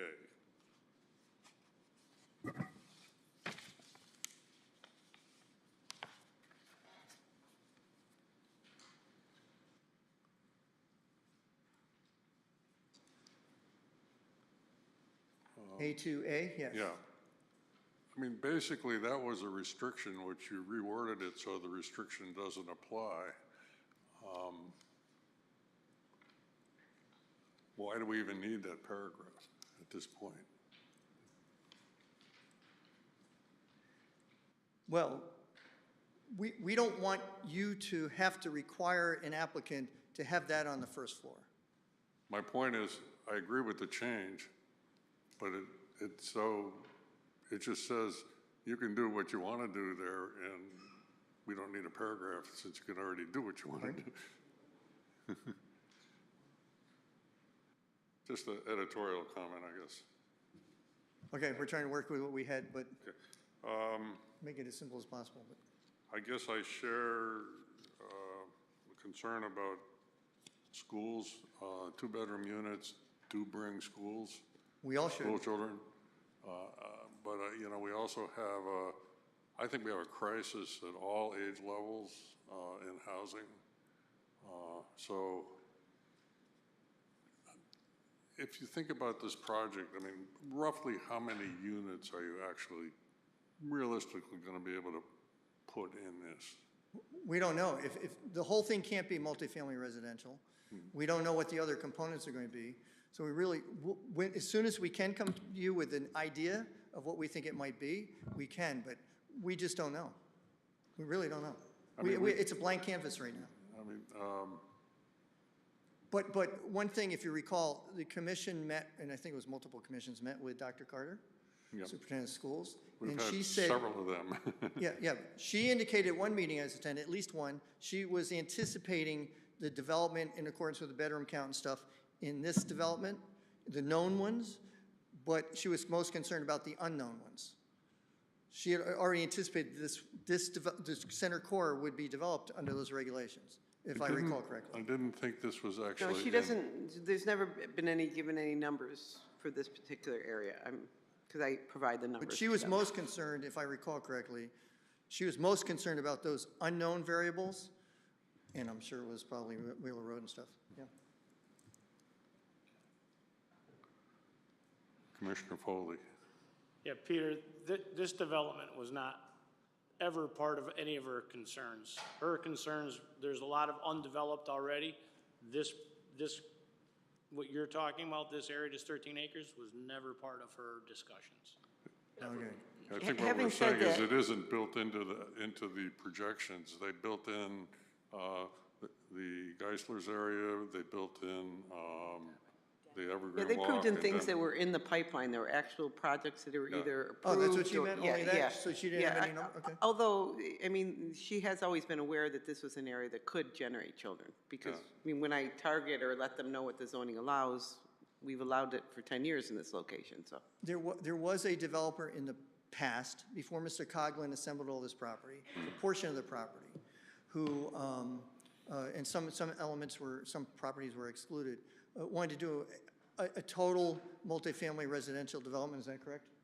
Yeah, and they had anticipated 192 units. If it could go multifamily residential, the whole thing. That's what they were interested in doing, not with the commercial, is my understanding. So so it'll have to be cut back from that, given the area they're looking at, because you have to have commercial as well. So. Okay, well, I guess we can consider that. I hate to let that interfere with doing what the commission and the town envisioned for this area, so. And I recognize that you probably can't make it work if you don't have some two-bedroom. I have no problem with the larger bedrooms in the senior-type housing, the two types of housing you list.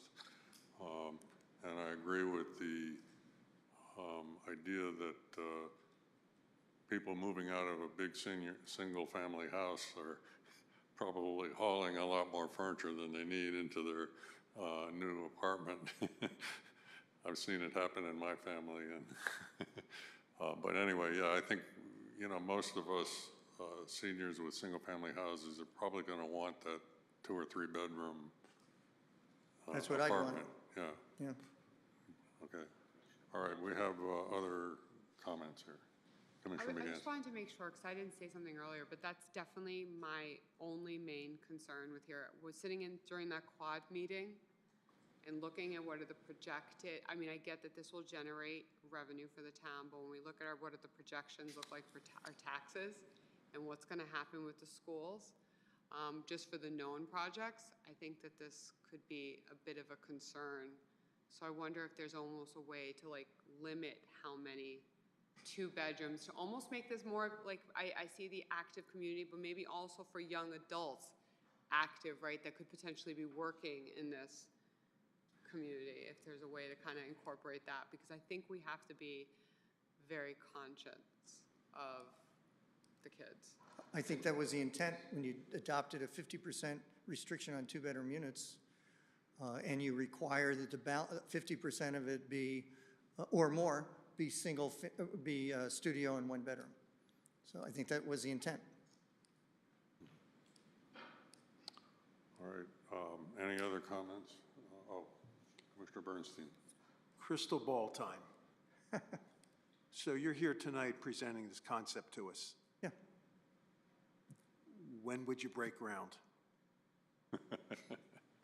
And the reason I'm asking. The guy behind me would like to do it a lot earlier than I probably tell the him. reason I'm bringing that up is this quad meeting where Dr. Carter presented, I believe her data is showing 2026, things begin to flatten with the school population. Now, that's a projection, and their demographers have been wrong in the past, so I'm just kind of putting that out there. Well, first of all, you won't find the tenants for this in a week.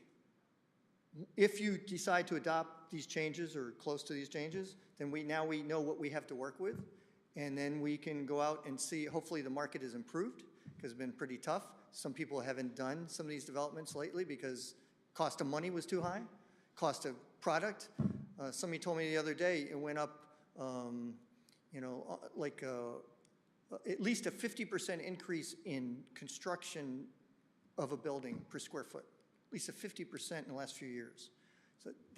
So you see the cost of construction going way up, and I've seen it in my industry that I know personally, but other people told me in my office recently that it went up about 50% the last few years for constructing a residential building. And then also the cost of money went so high, it was incredible. Now we suppress the economy for a number of years right now, and now it's down, and now they say, Wall Street is saying, hey, you need to lighten up, and the housing industry is saying need to lighten up, and the Fed said we need to so we don't go into recession. So that's the cost of money is coming down. I don't know if the cost of construction materials will come down much, but all of a sudden now the market is probably improving.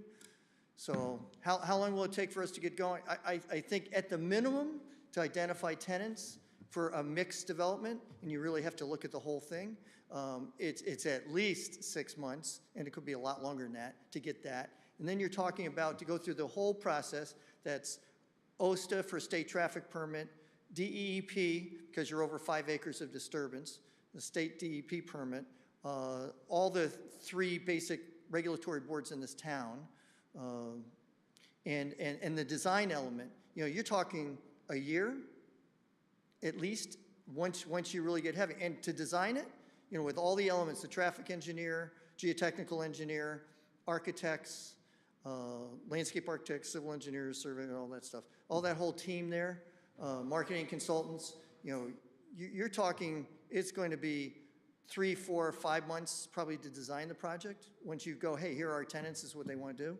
Go concept layout, meet with the town staff, and then with the Planning and Zoning Commission, and it'll take a while. It's not going to happen overnight. So I'd say, you know, earliest possible time we could be through the approval process is about you know, a year at the minimum. That would be fast track to a year and a half, because they still have to get tenants. We don't have any. Yeah.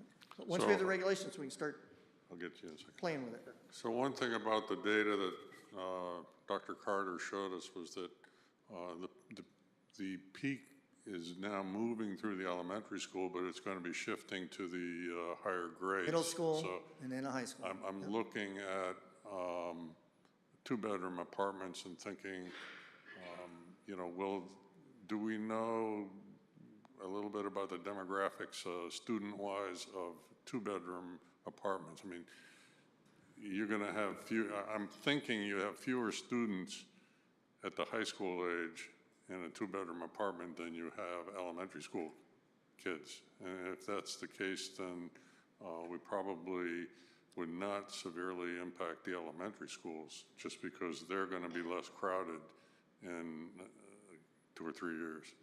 Yeah, so we're talking, at the earliest, we could go to construction, would probably be, I would guess, you know, winter, spring, 2026. Because we're at 2024, it's almost all over. I mean, just to start building, Just to start building, and then it's going to take you a year to build it, right?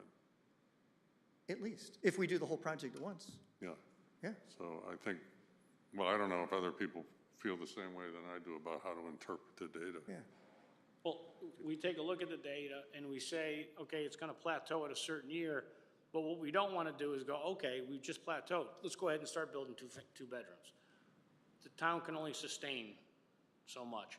I think, I could be wrong, but from hearing the comments, the demographics, I'm looking at kids that have gotten out of college. They got 2 years in the workforce under their belt. They want to get out of mom and dad's place. They want to be with an active community, restaurants, and the such. And Yep. you know, I can envision like a courtyard area and I've been to these places when my kids were playing travel lacrosse, like down in Maryland, something similar to this. They had acoustic bands going and like people were outside in an active community. I'm all about the 55 and older as well, but I think, is this the time that we do put a number or a percentage on the 2 bedrooms so that it doesn't come back to bite us? And everybody's gonna go, oh, well, we plateaued. Well, we're gonna take advantage of that plateau by. Yeah, we do. I think this is the time. You currently have a requirement. What's in black up there is the current requirement, which is 50% of 2 bedrooms. Correct, but can we change? Like, You don't have a cap of units, if that's what you're talking about. not cap of units, to cap at a percentage of the 2 bedroom. I understand. Right there, it says 50% can be 2 bedrooms. I know. Can that be reduced, or does? Well, Mr. Coughlin bought it knowing that that was the maximum. So, you know, you want to have a mix of these units so you can actually afford to do the project. So it was restricted at 50%. If your question is, can you change it with this text amendment, my answer would be no, because it's not being proposed by the applicant. If it's something that you guys want to consider, that would be something you'd want to initiate as your own text amendment. So no, so this is the regulations in place. The only thing they're looking to Correct. change is the I senior understand part. it. I'm just. But we wouldn't do it in the context of this one, that's all. Okay. So are there any other comments from commissioners, anybody from the public, applicant, or any Yeah. reason for us to keep the public hearing open? And just conferring with the applicant, Mr. Coughlin, when we start looking at tenants and stuff like that, there may be a possibility that it works without as many, you know, a full 50%. So we can certainly discuss that at that time with you. The regulation may say up to 50%, but we may not need that many. We may enter with more units, studio and one bedroom. If the market people say that the demand is there, then, and the financing of it is going to be okay, you know, so the market demand and the financing will be okay, then maybe you go with a lower percentage. We don't know that until we start talking seriously to the market people. And on almost every development I've been involved with, we're seriously talking to these experts. What is the market? Can they support it? What size? They tell you what size units, what amenities you should have, and what will work, different scenarios.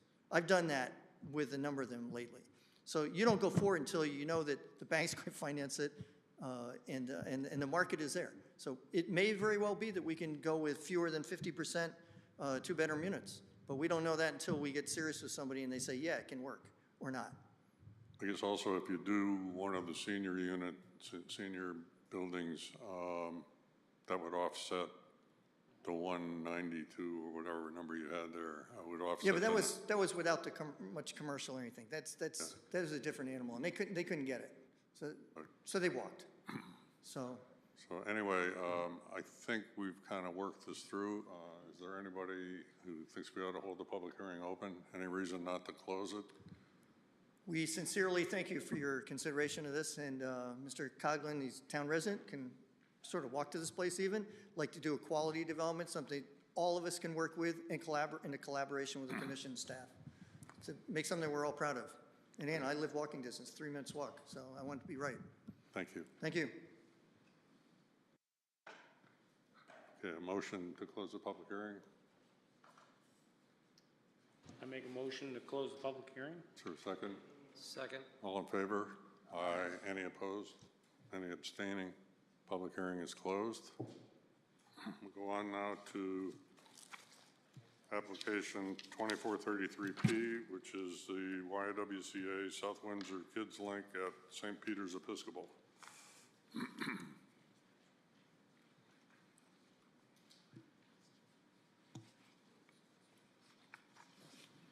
Good evening. My name's Robin. We are proposing to put a... I'm sorry, I didn't see. Did you sign in? I'm sorry? Did you sign in? Oh, no. That gives me a chance to find the paper.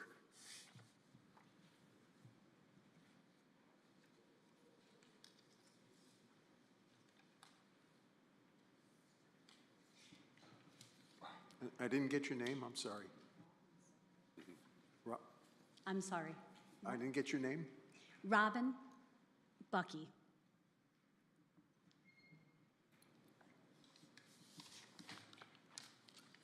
And I am from the YWCA. We are proposing that to put a before and after school program in St. Peter's Church at 99 Sand Hill Road, sorry. We currently run a before and after school program at 1724 Ellington Road. We would move that to the church. And it is a special exception to the RR zoning that we would put that program into the church.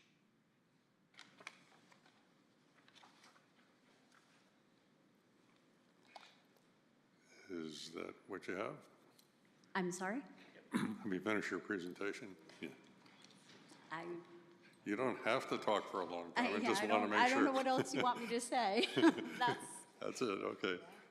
In which case, comments from our Director of Planning? Sure.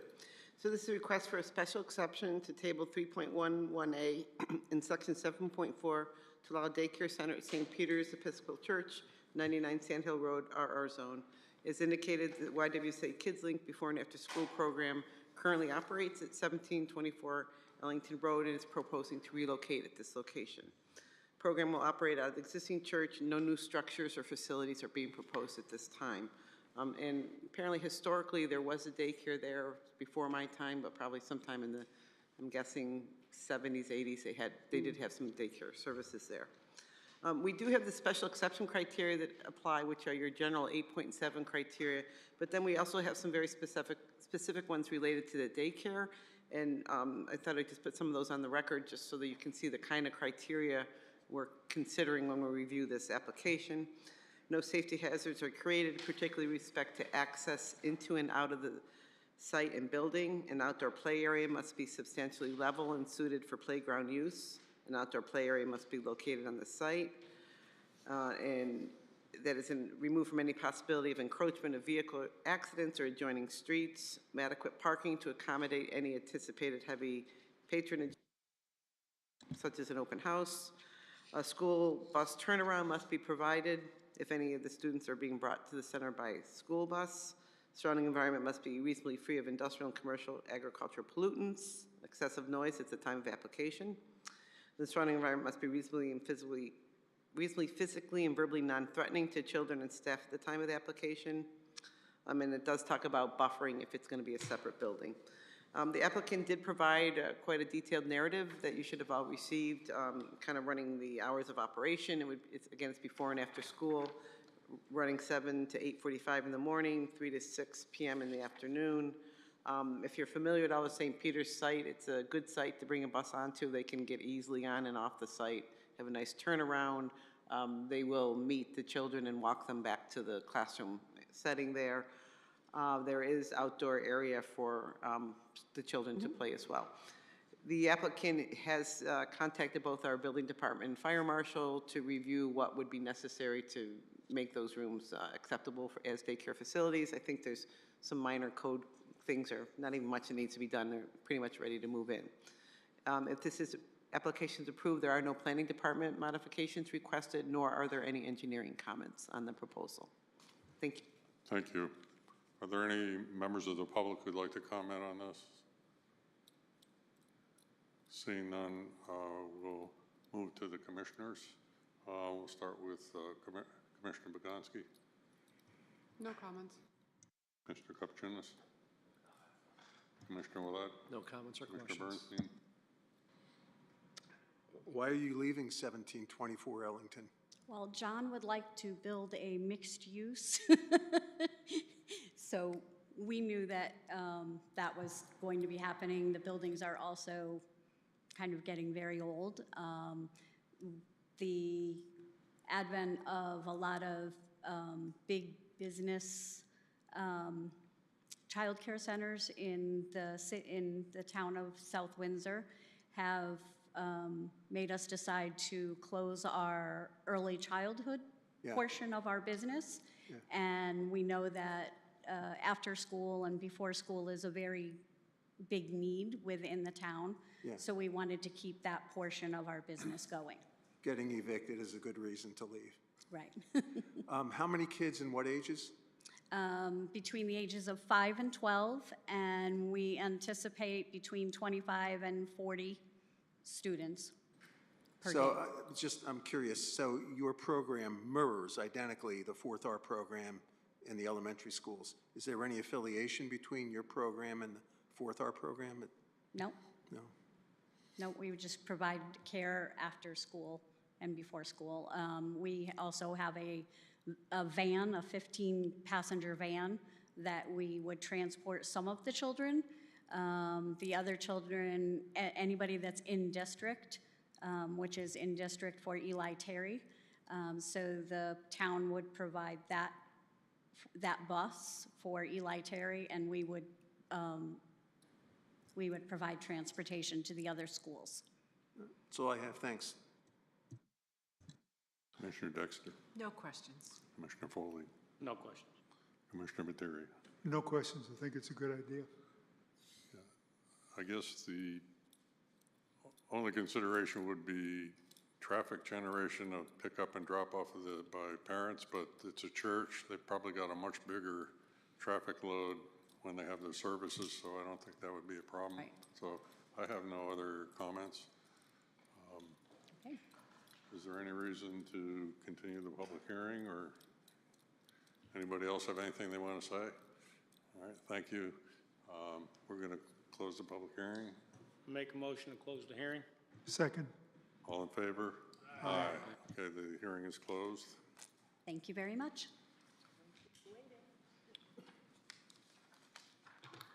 All right, now what happened to my agenda? Let me look. You got the agenda handy, huh?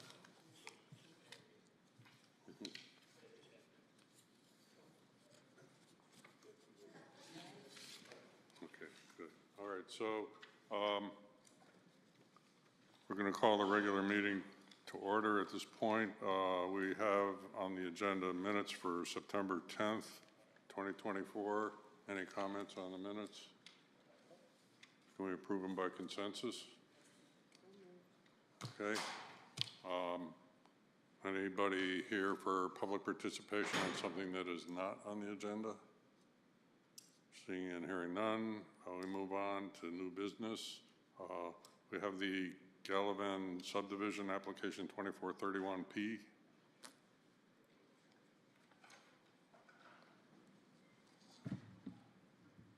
Got it uploaded on there, you can sign in.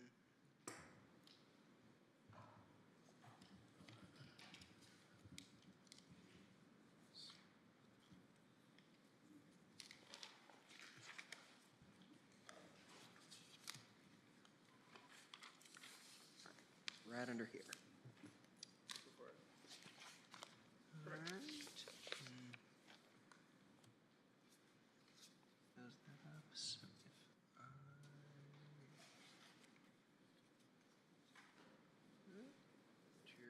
Scroll here. Yep, just those two.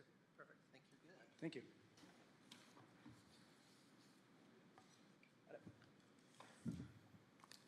Good evening.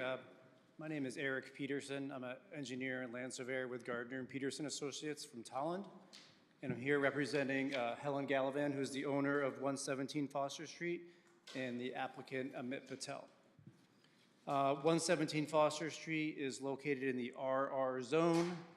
It contains one house right now, which my understanding from Ms. Gallivan is the old farmhouse from the Krosky Farm, which essentially years ago stretched from Foster Street all the way to the west to Felt Road. And this parcel here, this 2.29 acre parcel, was cut out of the Foster Farm in roughly 1973, which constituted the first cut of that property. So any future division of that property would require approval of a subdivision application, which is why we're here tonight. So I'll just quickly switch over. So this is just an overview of the parcel in question. The 2.29 acre parcel is located here in gray. Foster Street, we have frontage on Foster Street and on Bayberry Trail here. And our application is to divide that into two parcels, both of which will be around 50,000 square feet, where 40,000 is required. The new property line is going right down the middle here. This is the existing house, and we're showing a feasible location of a new house and driveway, utility connections, and that sort of thing, so that we can, prove that this would be a buildable lot if approved. The new parcel will be served by public sewer and public water. There is a wetland located on the right there in the back of this back corner of this property. And last week we received an approval from the Inland Wetlands Commission for activities within 100 feet of that wetland. Those activities were mainly just site grading and a small portion of the driveway, which may change depending on what kind of house they want to build. So let's see here. We're also showing in the back of the property, I can zoom in. I forgot, maybe not. Anyway, we're showing in the back of the property a rain garden to be installed, which will capture water and runoff from the house area as the lot really slopes from front to back. And that'll take care of any increase of impervious coverage created by the construction of the new house and driveway. There is an existing sidewalk on Bayberry Trail along the frontage here, and it terminates at the intersection. And the town has already funded a sidewalk project, which I believe will be under construction pretty soon, to go from the intersection of Bayberry and Foster and go north on Foster Street beyond this property. We have, maybe not granted yet, but the owner will be granting easements to the town of South Windsor, really slope easements so that they can properly install the new sidewalks. I do feel that, this application, the both lots meet all the requirements, the bulk requirements for zoning as far as, lot area, frontage, depth, zoning setbacks and that sort of thing. And I believe we also meet all the requirements of the subdivision regulations, so we're hoping that we could receive approval this evening. And that's all I have. Thank you. Now our Director of Planning. Assistant Planner. Thank you, Mr. Chairman.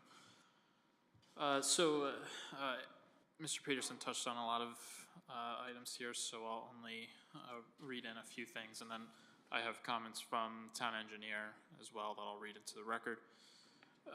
So it should be noted that there is a proposed street tree easement that's going to be along Foster Street, and staff has been coordinating with the applicant for the selection of trees that'll go within that street tree easement. Additionally, per our subdivision regulations, a site triangle at the driveway entrance must be provided, and also iron pins and monuments are required at property angle points, which is touched upon in the comments from the town engineer.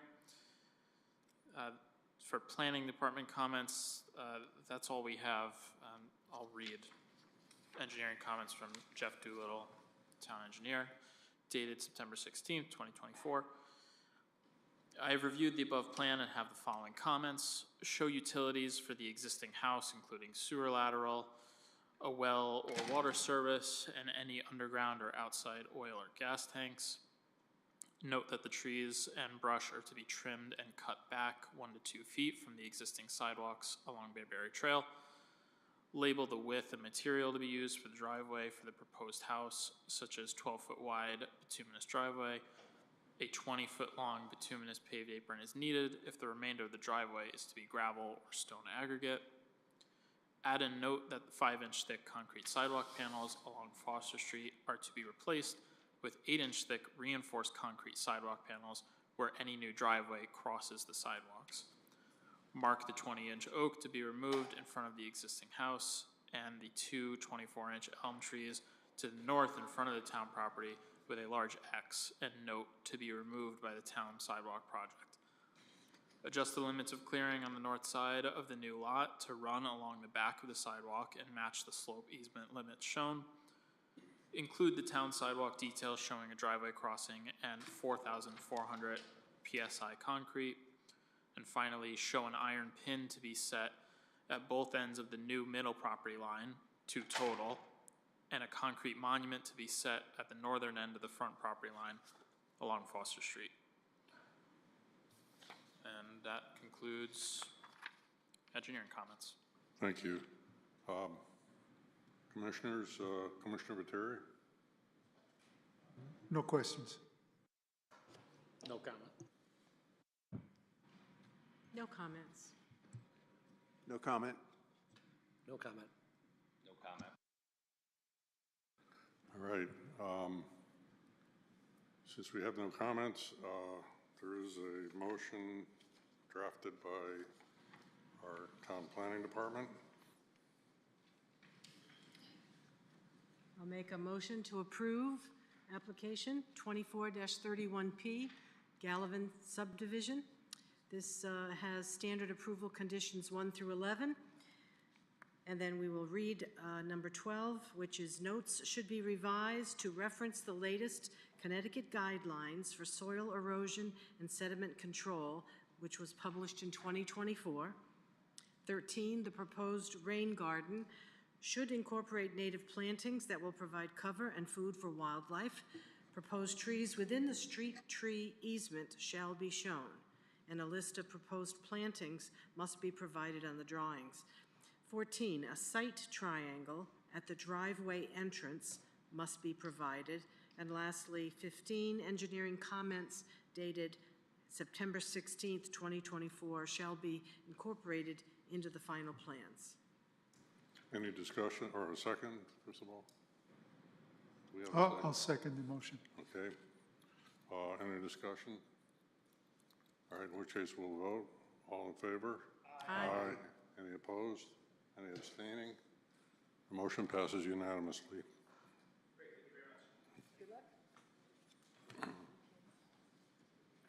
Okay, now we're, once again, I lost track of my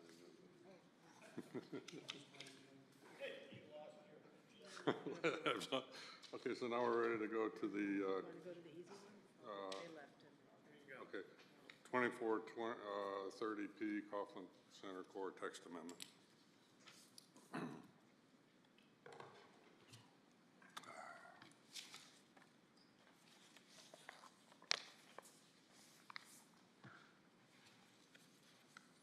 So do we have any discussion here? I'll start with Commissioner Capuchinos. Commissioner Bogansky is an alternate who's not seated, so we'll pass on you. Yes.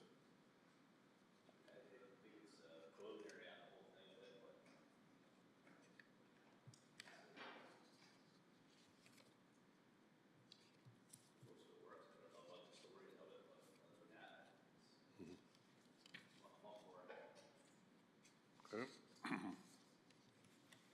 Commissioner Willett? The only thought I would have is trying to find a way to limit the kids in two-bedroom apartments. I know we think a two-bedroom apartment would only have one kid. I think some of the stats we see coming out of the condos, we have two-bedroom condos that have 3 and 4 kids in them. So changing the ratio from 50% to maybe 33, 67, 33 two-bedroom, 67% one bedroom might get us to the point where we're attracting a younger population or demographic and limiting the number of kids, which is our main concern, is my thought. Is that something we can? I know we can't do it here, but that's my only suggestion. We have to do it as a text amendment later. We can do that, but that's my only concern with what they've proposed. Mr. Burns. So I just want to be clear on what it is we're voting on. We're voting on the red line. There's some red lines and there's some deletions as well, right? So there's some strike throughs. The changes that have been provided is what Correct. we're voting on. Then the only other comment I might have is I know there was some discussion about 4-story versus 5-story, so maybe that's something we can take up. That's all I have. So you're talking about paragraph 7B on 566, 567A7B. Are you proposing a change to that or accepting what they said? Discussion, I'm not proposing anything. Well, I mean, we do, okay. All right. I'm winging it. All right. Commissioner Dexter. I'll do more than wing it. I'll say we shouldn't go to 5. I just think we ought to round it up from 3.5 to 4. And I think they can work around that. I think if we put it as an approved condition or approved text amendment, they'll use it. And I just am concerned about, that's just more space for more apartments. So let's take down that 5th story.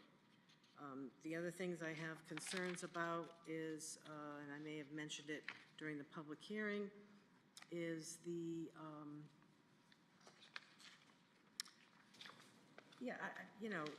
something about, I don't know how we can do anything about the 2 bedrooms, but we certainly can maybe suggest, recommend higher percentage of affordable than the 15 in our regs? I don't know, can we ask for 18? I mean, they're asking for a lot here. So I think a little give and take might help us out on this 400-plus units we got to get. That's two of my most important thoughts. Commissioner Foley. I'd like to see it, NTE not to exceed the 4 stories. That we put a cap at the 4. And again, this isn't the place, but I go with what Mike said regarding coming up with a different ratio in the future. To, again, we'll beat the dead horse, but we have to protect our school system, and I do think right now we have to do something, but right now for this, I agree with everything that's here, except for that we should hold it to 4 stories. And I think a parking garage is gonna be the solution to the parking problem. Would you consider a 5th story if it had a parking garage on 1 floor or something like that? Okay. Commissioner Viteri. My only concern is with the 5 stories, but I wonder if we could write this in a way that says a 5th story is only permitted with commission approval based on, allow them to, make a design, make a proposal, propose a parking garage, everything else, don't forbid it, but it's only if we say yes. That would be my only change. That would be a special, like an exception. Yeah, special exception at our discretion. But isn't everything going to be special exception anyway? The whole project's by special exception, so you're That's already true. going to be there. But So by design. So, but yeah, something where we have that final say on the 5th story. Otherwise, so let them try, let them get creative, come up with whatever they want to come up with, and then we could just say no or yes. That would be my only change. So one of the things that Peter had mentioned during the hearing was that their envision of a 5th story would be something further back in a project. So maybe you'd want to write something that the 5th story setback. Isn't that in here? Isn't that in here with the 35-foot setback? I'm sorry? Yeah. Isn't that already in here with the 35-foot setback? But it's How- only 35 for the top floor. Correct, but that was for 4 stories. But he also mentioned that if it was a 5th story, they might be a building that's behind everything. Maybe it's going to be like 70 feet off the property line or something like that. So maybe if a 5th story is being proposed, it has to be integral to the village and setback furthest from the roadway or something along I didn't those lines. understand it that way, so now that you clarified it, I thought he was talking about going up 4, like a penthouse suite, if it was up above the 4th, it was gonna be set back. That's what I So thought. what you're, That's what I thought. okay, so he's talking about, they still wanna stick to the 4, but by design. Right. So yes, we're not we'll keep an open mind, I don't know how. Okay, so, all right. But the sentence that we're talking about says, buildings proposed with 4 or more stories shall have the highest story set back a minimum of 35 feet from an arterial, public road. So it's like, it's not that the building has to be 35 feet back, but only the highest story. Correct. It's a little like, Yeah, That's that penthouse. yeah. Well, the idea was that your buildings can be at the 25-foot building line, because that's what you've set. So if you're going to allow that, the 4-story would have to be a minimum of 35 feet. So the idea is another 15 feet. another 10 feet back. So it's a staggering kind of look to the 4-story building if it was placed that close to the building line. So, But Peter was talking about possibly locating a building that is 5 stories away from, say, Ellington. And that would still be subject to that setback up there, I believe, right? So you would still have the staggering, but it would be. So we would add a sentence, first of all, take buildings proposed with 4 or more, take out or more, and then add a sentence, buildings with 5 stories shall be at least X distance from. We can't use, it has to be by design, so it can't be shall be, it would have to be, Should we put something, shall we set the furthest from the road right-of-way shall be set back the furthest from the right-of-way, if they're 5 stories. Yeah, I know. No, you're right. I don't like it. I don't, so I've spent time in Dublin. Go ahead. If you look at some of these buildings here on the river, which is kind of next to the river, you'll notice the big square ones with the parking garage on top.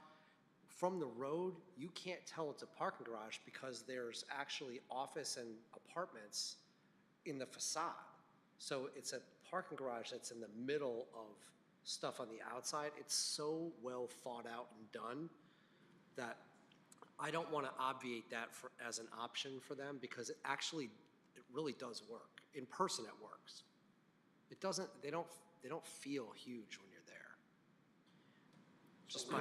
Would it be by design? Like, you know what I'm saying? Like, you've been, right? I don't know what by design means. I guess that's my problem.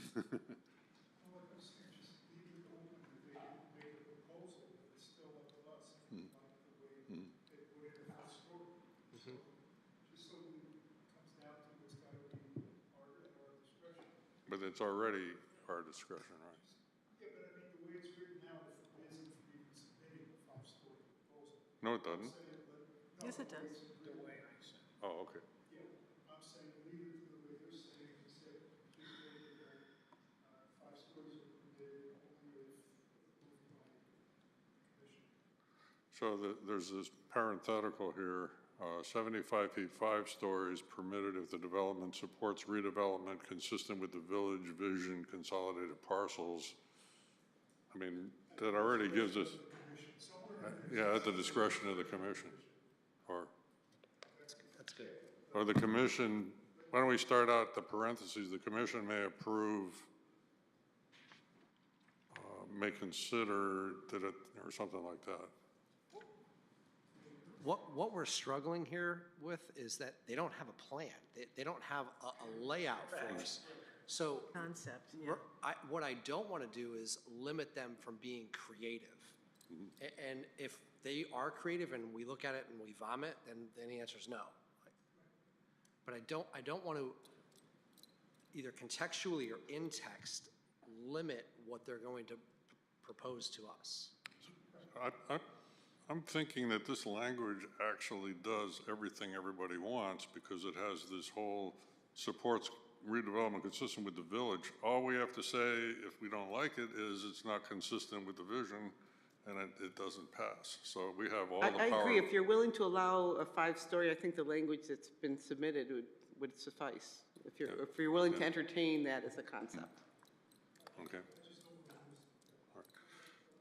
So any other discussion before we get a motion? Who's brave enough to make a motion? And we are okay with certain buildings just being residential, 5 stories of residential. We're okay with that. Well, I think they're looking, For- I think they're looking for the option because right now, as we've heard from other people in front of us, retail is really, really difficult to fill right now. So if they want to take some of the back buildings, which are not going to be in the main flow of traffic and have the first floor be residential, that maybe that's an option they could bring to us. But again, I'd like to have the flexibility to see what they bring, because we don't know what they're. The only thing with that is Evergreen Walk and some of those lots, it bit us. Like, we approved it with mixed use. We never ended up with it. So, Well, you did. I mean, when you did the apartments, you got a 2-to-1 ratio. That's how your hotel got built. So, you do. hotel. But you know what I'm saying? The concept that they're bringing to us is what we were looking forward to there. More of a retail, commercial first floor, yeah. Correct. I agree. I agree 100% that the world has changed since Evergreen and whatnot, but we want to make sure that they don't come back biting the apple going, well, you know. And it's all apartments. Correct. Well, and on top of that, just like we talked about Geisler's, make sure that phase 1 is the commercial part and not just the apartments, and then we're left with still a dilapidated plaza. So there needs to be some understanding of what gets built first, not just these big apartment buildings in the back. Sure, and that's all part of the phasing plan that they'll have to submit That as will part of the happen approval during the process. site plan? Okay. Yeah. Mhm. So the changes that we're actually incorporating here, are there any? The changes to their changes? Yeah, okay. Okay. Okay. So who would like to make a motion? We have a draft motion, which is 2 sentences. Mike Willett? I have to find it. I got it, I can do it. Okay. You mind? Motion to approve application 2430P, Coglan Town Center text amendments, zoning text amendment to section 5.6 core, a center core overlay zone, modify 5.6.1, 5.6.5, and 5.6.11.A.2.A to allow residential uses on the first floor. Add to section 5.6.5 permitted uses indoor fitness, recreation, and assisted living facilities. Modify section 5.6.6.B.2 and B.3 to allow alternate parking scenarios. Modify section 5.6.7A.1 to establish 25-foot setback from all frontages. Modify section 5.6.7A.7 to allow buildings 4 stories /60 feet and up, or up to 5 stories, 75 feet with consolidated parcels. Modify section 5.6.11.2.B eliminates unit type restriction for active adult and senior units and other minor design changes. The Planning and Zoning Commission finds that the text amendment is in conformance with the Town Plan of Conservation and Development. Effective date of the zone text change is 10/13/24. Do we have a second? Second. Any other discussion? All in favor? Aye. Any opposed? Any abstaining? I abstain. Okay, we have 1 abstaining. Let's do the roll call. Okay, Commissioner Viteri, Aye, yes. Commissioner Foley, Yes. Commissioner Dexter, Abstain. Commissioner Bernstein, Yes. Commissioner Willett, Yes. Commissioner Kipchunas, Yes. Mr. Chair. Yes. Okay, 6 ayes, 1 abstention. The motion passes. Okay, the next thing on our agenda is the YMCA application 2433P.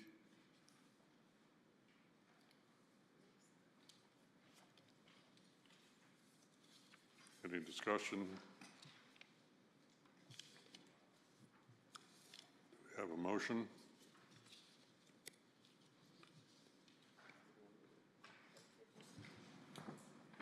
Project YWCA Kids Link, application 24-33P.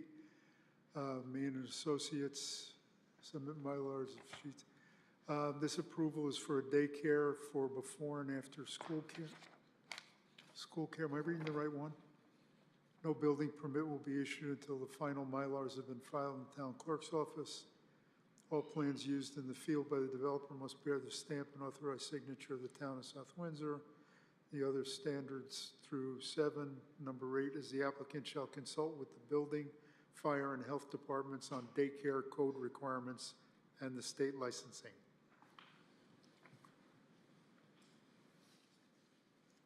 Do I have a second? Second. Okay. Any discussion? All in favor? Aye. Aye. Any opposed? Motion passes unanimously. Okay, the next thing on our agenda is bonds. Do we have any bonds? No bonds. And any old business? No old business. And, yes. Motion to adjourn. Second. All in favor? Aye.